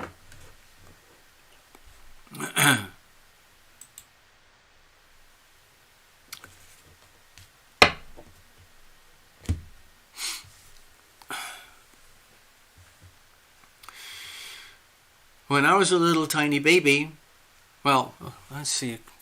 Okay, I was conceived in Africa. I was conceived in a town called Accra in the country of Ghana in Africa. And my mom freaked out. She kept thinking like, hey, you know what? I don't want to give birth to this thing inside of me here in Africa. They don't quite have the same facilities that we got back in Connecticut in America. Darling husband, fly me back to Connecticut so I can deliver this baby for you, our son. So that was me. I was delivered. They went back to Africa and stuff. And I've seen old pictures of my mom and dad on the beach in Accra with me, their little baby, in hand. And things changed very quickly. We ended up having to move into South America over in Lima, Peru. And I've got hazy memories of greenery and like a Spanish type, like a cottage with iron gates and stuff. And that's about all I remember. But my mother was telling me when I was a lad, when I was a young boy, that at the time, my father was doing okay. And he could afford to live in the house and rent the house. They just rented it because they traveled a lot.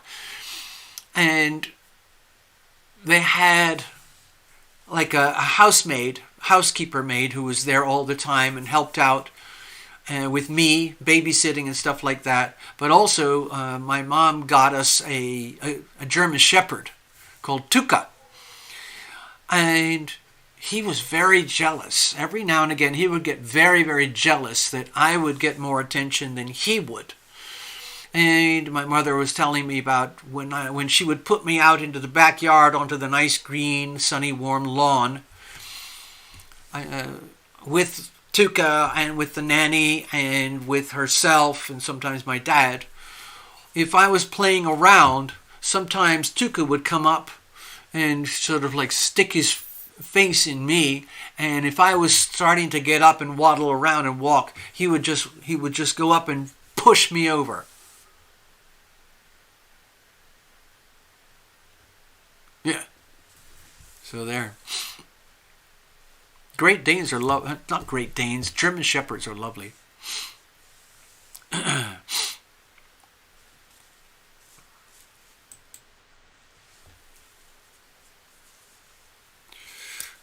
All right, Tina, here we go. Jeepers, man.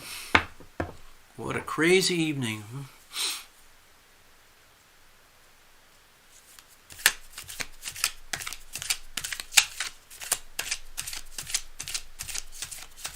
What are staffies? Staffordshire something? Staffordshire Terriers or something like that? All right, here we go. So, Tina, let's have a look. What do we got? What kind of messages? Got the message. No dog. God.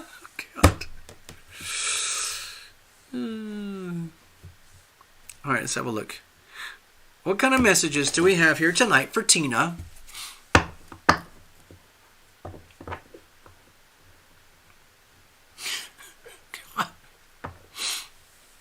Let's have a look.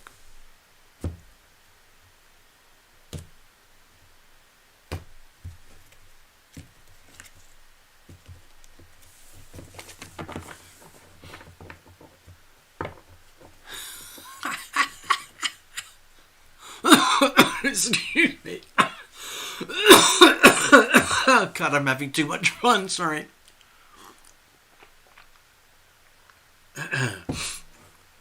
All right.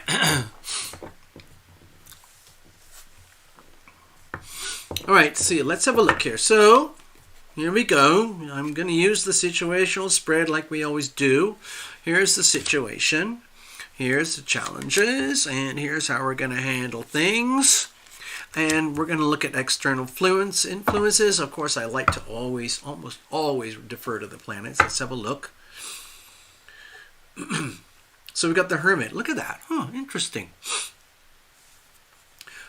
So I'm getting a very different message to what I got in Gregory's reading. What I'm sensing here for the Hermit, for you, Tina, is that this is like you're at a time stamp, like a time period, an opportunity to, I would say, like to me it feels like what I would call a distillation, where you can take everything that you know about yourself as Tina Miller, everything that you lived through for the last few years and whichever, from infancy to childhood, youth to early adulthood, later and then into life, where you can absorb it all into your personal history and your personal collection of events, experiences, activities, things that you put out into the world, things that you received from the world, all the good stuff, all the bad stuff, all the good stuff, all the bad stuff, and you put it all together, and that becomes you, where you have an identity. And it is your own unique identity. No one else is you. No one else can be you. There's no point in saying yourself like, oh, I'm one of these types or I'm one of those types. Or you're a mixture of all sorts of things. And it makes you utterly and completely unique to the point where it's almost frightening. Like, wow, I'm at a point in life where what I'm sensing here, Tina, is that It's like being at a point in life where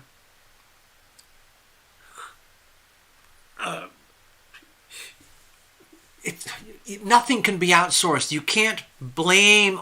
You can blame some of the bad things on people or events or circumstances, but ultimately, whether good or bad, whatever it is, you have to own it.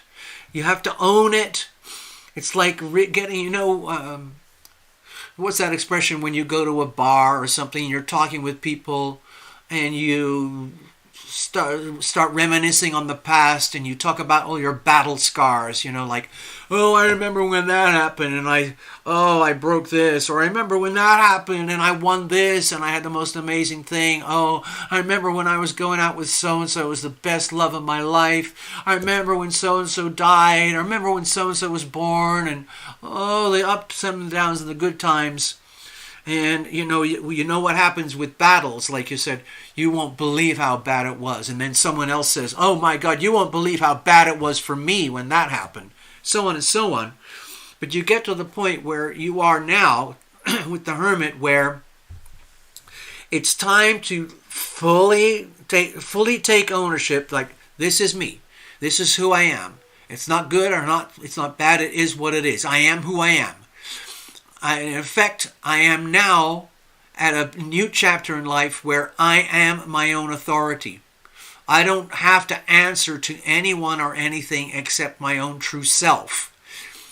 And in some ways that can be scary, but it can also be very liberating. Again, like I said earlier, a lot of people are scared of being their true full selves. They would much rather say, oh, I'm a Democrat.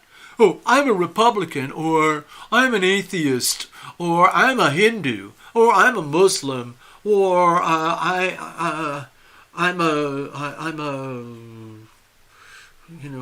pro-climate, or whatever it is. And, they attach themselves to agendas that are out there so that they feel that they have something, that they are somebody. But that's irrelevant. For you here, what counts is just like being in your own completely super distilled, highly condensed self. Sometimes it can be uncomfortable, but it's also very satisfying. And it's time to accept it. It's time to embrace it. Okay? In other words, it's like embracing your whole self, all of your flaws, all of your weaknesses, all the tragedy, pain, loss, and suffering, plus all the glory days, all the good stuff, all the wonders about you, Tina Miller. Okay?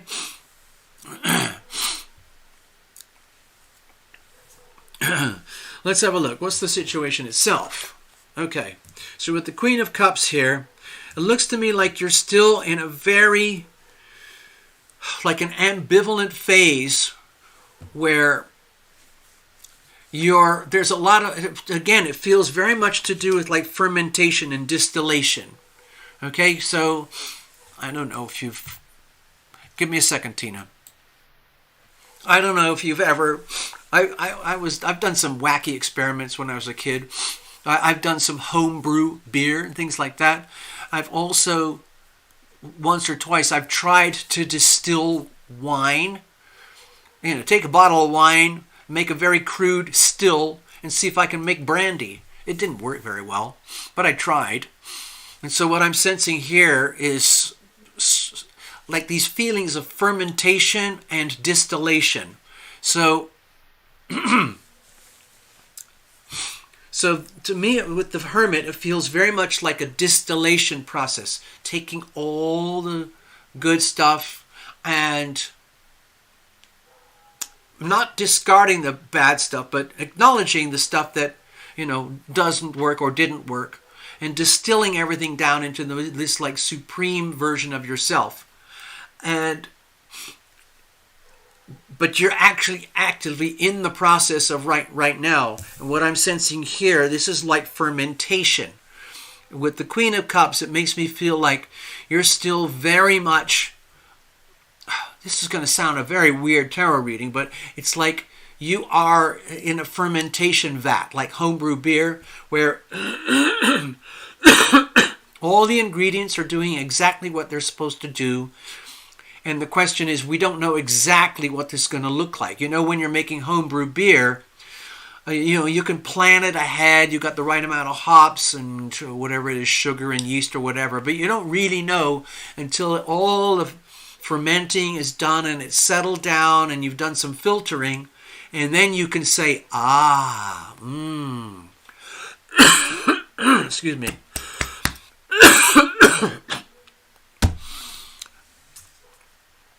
Oh, excuse me. So with the Queen of Cups, it makes me feel like you're actually very much in an active fermentation phase right now, where you're seeing your whole life from multiple different perspectives, like a kaleidoscope, and figuring out, oh yeah, that's me, that's me, that's me. Oh, that's not going to work anymore. That's not going to work anymore. Yeah, I like that part. I like that part. Let's condense that, ferment that, and then finish the fermentation. So you've got the raw material, which can now be distilled further, okay? I just see it in your note there. I definitely can't. So that's part of so think of it as a two-step process. There's the fermentation and then the distillation, all right? So you're in the fermentation phase right now. What's the challenges here? Okay, so with the Nine of Cups, my feeling is that it's very, very hard to define what future happiness is going to look like, because you're a very well-defined person. You've been a custodian of your own wealth and your own talents and your own gifts for some time. You know what it's like to be in dire circumstances. You know what it's like to be abundant. You know what it's like to be happy. You know what it's like to create abundance and through work and endeavor and talents and gifts and build it all up. But with the Nine of Pentacles here, it makes me feel like there's a little bit of doubt. There's a little bit of doubt because you're actually still in the distillation process. There's no way you could figure out the exact definition of what future stability and happiness is going to look like, because they're not quite through the process yet. It's a time process. You know, fermentation takes a certain amount of time. You don't want to cut it off too short. You don't want to let it go on too long. And so it's very difficult at this very moment to discern what is the end product going to look like. How am I going to be once the fermentation phase is near to the end? And my feeling is that you know that you deserve to have this degree of comfort and stability because you've already created this. But to me, this looks like that energy of doubt, like, oh my God, like, what if it doesn't actually happen? Oh no. It's just fear. False evidence appearing real. Okay, so don't worry too much, because there's no point in worrying too much, because you're going through fermentation right now. So how are we going to deal with this going forward?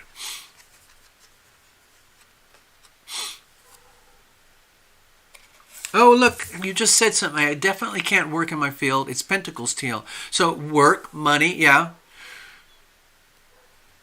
I think you already you're kind of on a,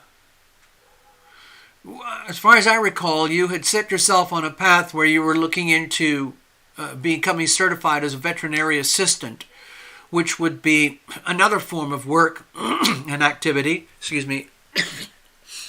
Oh God, my excuse me.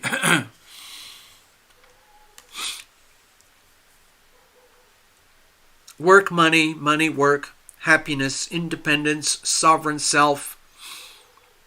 Maybe there's some doubt here, but I feel you're going to be okay. This is just like a moment of doubt, okay? How are we going to proceed? Because you're going to have to proceed anyway. This is Pentacles. This is Nine of Pentacles, okay? This is Queen of Cups. That's the Hermit. So moving forward. Okay. Oh, excellent. So we've got the Chariot here. My feeling is that we're not quite there yet.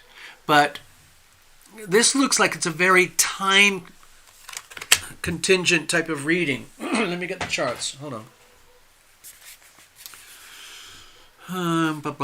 Sagittarius, Capricorn, Aquarius, Pisces. I don't feel like I can define this in terms of an actual, like a time stamp, like a calendar moment. But what I'm sensing for you, Tina, is that there will be a calendar moment where everything will kind of click for you, and you'll realize, aha, yes, there's been a lot of upheaval and instability. I've been talking about my health issues. You've recently moved houses, properties, states, and so on. You can't proceed in your own field. You already know that now. Admitting it openly, you've got to reveal it to heal it, so that's good. But moving on, the Chariot moving on is that you are going to, this looks like a future thing to me. I don't know exactly when. Sun is in Sagittarius. Sun in Capricorn. I don't want to put a timestamp on here, but this feels very much like a timestamp to me, where you will know when you are through this process. You will no longer be scared about what may not work, or what might work, or what will future stability look like. What will my sense of independence and stability and happiness and contentment and resources, what will that look like? That will eventually be revealed, and just like Necessary is saying, taking the reins, and you will know. You will know, and you will seize the moment, and that will be you charting. To me, it feels like it's a loop here, okay? Where you will get to that point where you're taking full control, and that will bring you deeper into your sovereign self, which will allow you to take hold of this and take full ownership of these big changes in your life. Oh, you can't do the vet tech thing either. Oh, okay. Looked into SSI disability. Oh, that's interesting. I know quite a lot about SSI if you want to talk later on.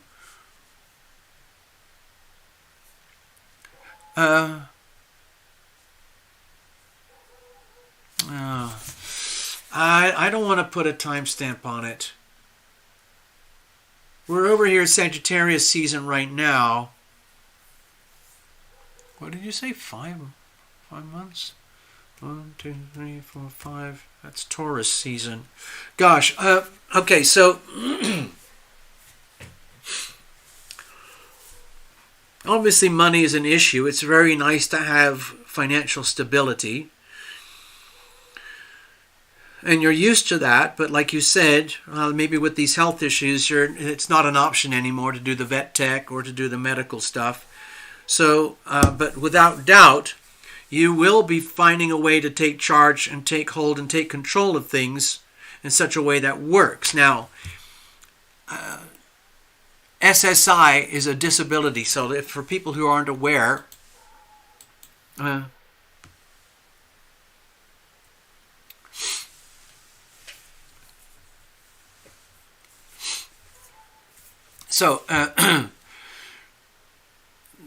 this is an important subject, Tina. The reason is because I know a lot about SSI, because years and years ago I had to go through all of this. And it was a very life-changing thing for me. It's an extremely, extremely tough process to get through it. I'm helping someone else get through it right now. It took me years. It took me years. It doesn't have to. It can go smoothly, but even when it's going very smoothly, it can take many, many, many, many months. And given what we know about each other, what I know about you, you very likely would be eligible. As they say, you check all the boxes. It's just a very arduous process because there's a tremendous amount of attempted fraud in the world of SSI. For people who don't know what SSI is, it's a form of federal support to people who qualify for federal support because of health and life issues. Okay, and you have to go through all these processes. So it's very tough. It's very nerve-wracking. But it's definitely, if you want to talk about it later, Tina, I'd be happy to do that. Okay?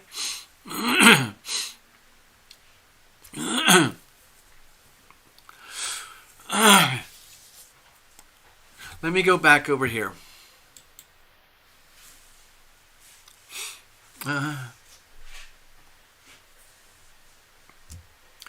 Yes, it can take 5 months to review the case. The important thing is, right now, for example, Tina, we are in the Mercury retrograde. We're Mercury retrograde right now. So it might be if you're actually thinking of doing SSI, this would be a very, very good time to do the research. I don't know if you've started the applications already or started the process.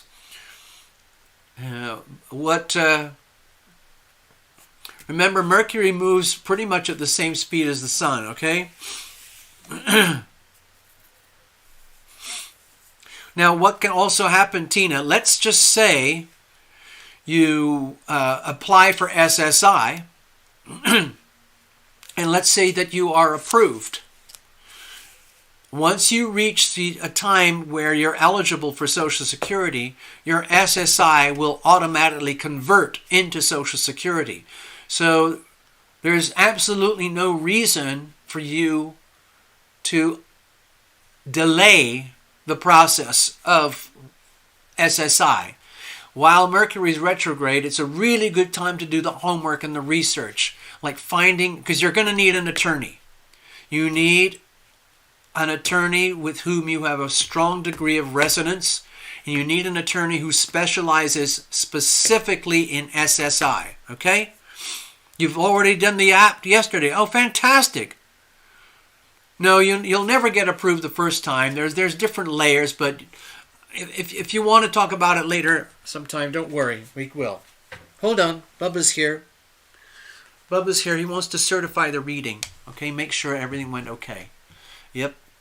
Okay, yep. We did that part well. Chariot, yes, you did a good reading on the chariot. Thank you, Bubba. Thank you, Bubba. Okay, so I did okay with the 9 of Pentacles. Yep, okay, good. Thank you. Yeah, you know, I'm sorry, my voice is really fading out fast tonight. And I've got 2 more readings, and I'm not really going to be able to do them. My voice and my throat. It's been a very rough week with allergies and so on. So, yeah, Bubba's here. Bubba Master. So, Fluffles, we're going to have to do a rain check, okay? Fluffles and Esther, I got to do a rain check. If there's different ways we can follow up. I've got your emails. So, if you want to let me know in the chat, I can do a reading for you tomorrow, like a little mini reading, and I can send it to you. That's one example. Probably not tomorrow. Monday's never a good day for me for these things. Later in the week, I could do a reading for you, a little mini reading, and send it to you. Or if you want to, we could do a rain check till next Sunday. But if you could let me know in the chat or let me know in my email. Both of you, I believe, have my email. But there's no way I'm going to make it.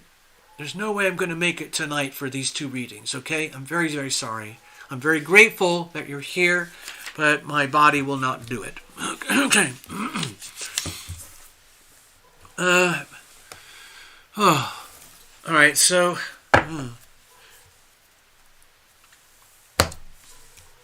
In a way, Tina, this is actually kind of exciting. I'm actually feeling kind of excited about this reading, especially since you just revealed that you completed the application. It's a very, very good thing. Very, very good thing.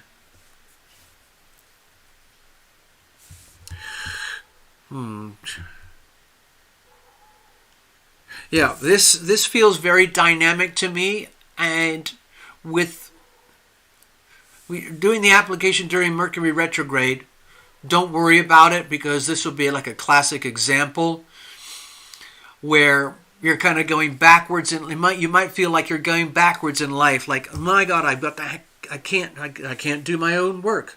I can't do what I'm gifted at. I can't do the vet thing. I can't do the nurse thing. Damn it.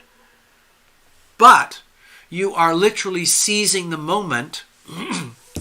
It's a very powerful card of seizing the moment and charging forward with what works. Taking charge. And excuse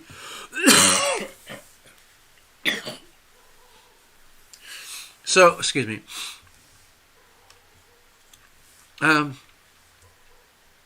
And not tonight. I can't do it. My voice won't handle it. I'm good. I'm shot. I'm shocked. I'm completely shot. So, if you want to, Tina, this is a long. It can be a long, stressful process. Okay, so I'd be very, very happy to stand by you during the process. Anytime you want to talk about it or run things by, we'll figure it out. Okay. Fluffles, doing mine next Sunday. Okay, thank you, Fluffles. So, Fluffles, we're going to do a rain check for Sunday. Let me mark that on here.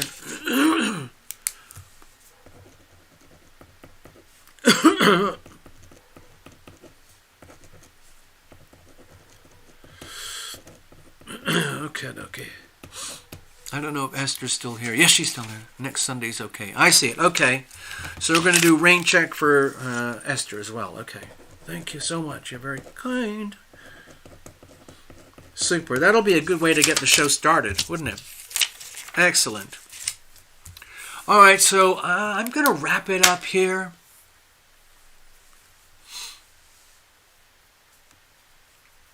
Oh, okay. Yeah, with the land sale, that's that's very much a seasonal thing.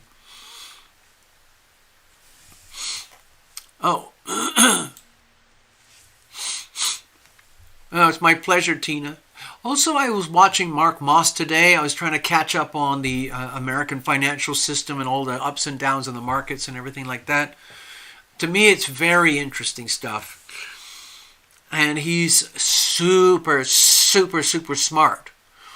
And I'm mentioning this for you, Tina, because a lot of people are very disturbed and shaky about things like real estate, buying homes, selling homes, mortgage rates. Oh my God, oh my God, oh my God. The market's going to crash. I got a $500,000 house and I can't even sell it for $200,000. That's not happening. It's happening in China, but it's not happening here. And there's all sorts of reasons for it. Excuse me. But what I'm trying to say is that the United States is extremely resilient when it comes to the financial things, okay? And yes, things go up and down, but what we're witnessing right now, to condense the whole of my learning today from Mark, is that we're going through a correction. So markets go up, go down. They go up and they go down. They go up and they go down. You can talk about Jerome Powell, interest rates, the Treasury, Janet Yellen, the stock market, printing money, all of that stuff. But all of it eventually shows up in the charts and the statistics.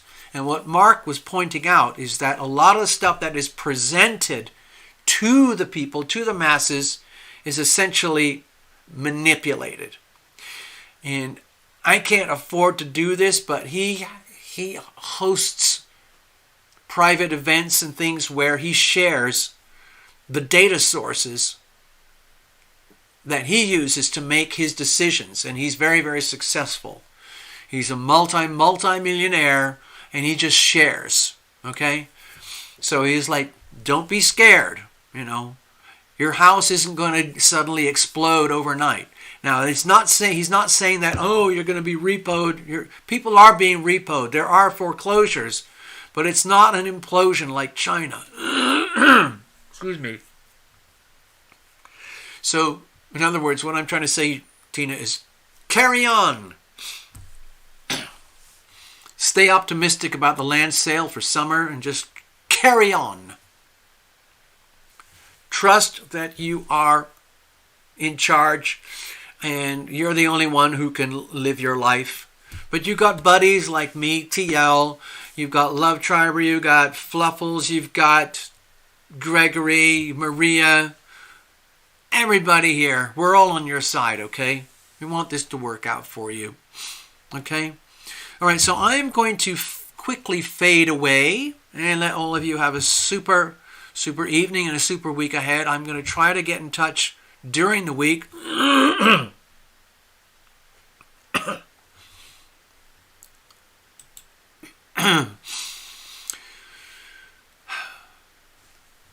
Good night. Thank you. Thank you. Thank you. Thank you. Love you all. Be loving. Be loved. Number one, love thyself. Ask for the healing power of love to fill your body, your mind, your heart, and your soul from up above. Say it like 2 or 3 times in a row. Prepare to receive it. Prepare to own it. Prepare to be the custodian, and then figure out what to do with that, because now you own it. It's those pentacles, like the Queen of Pentacles. Not to be wasted, not to be squandered.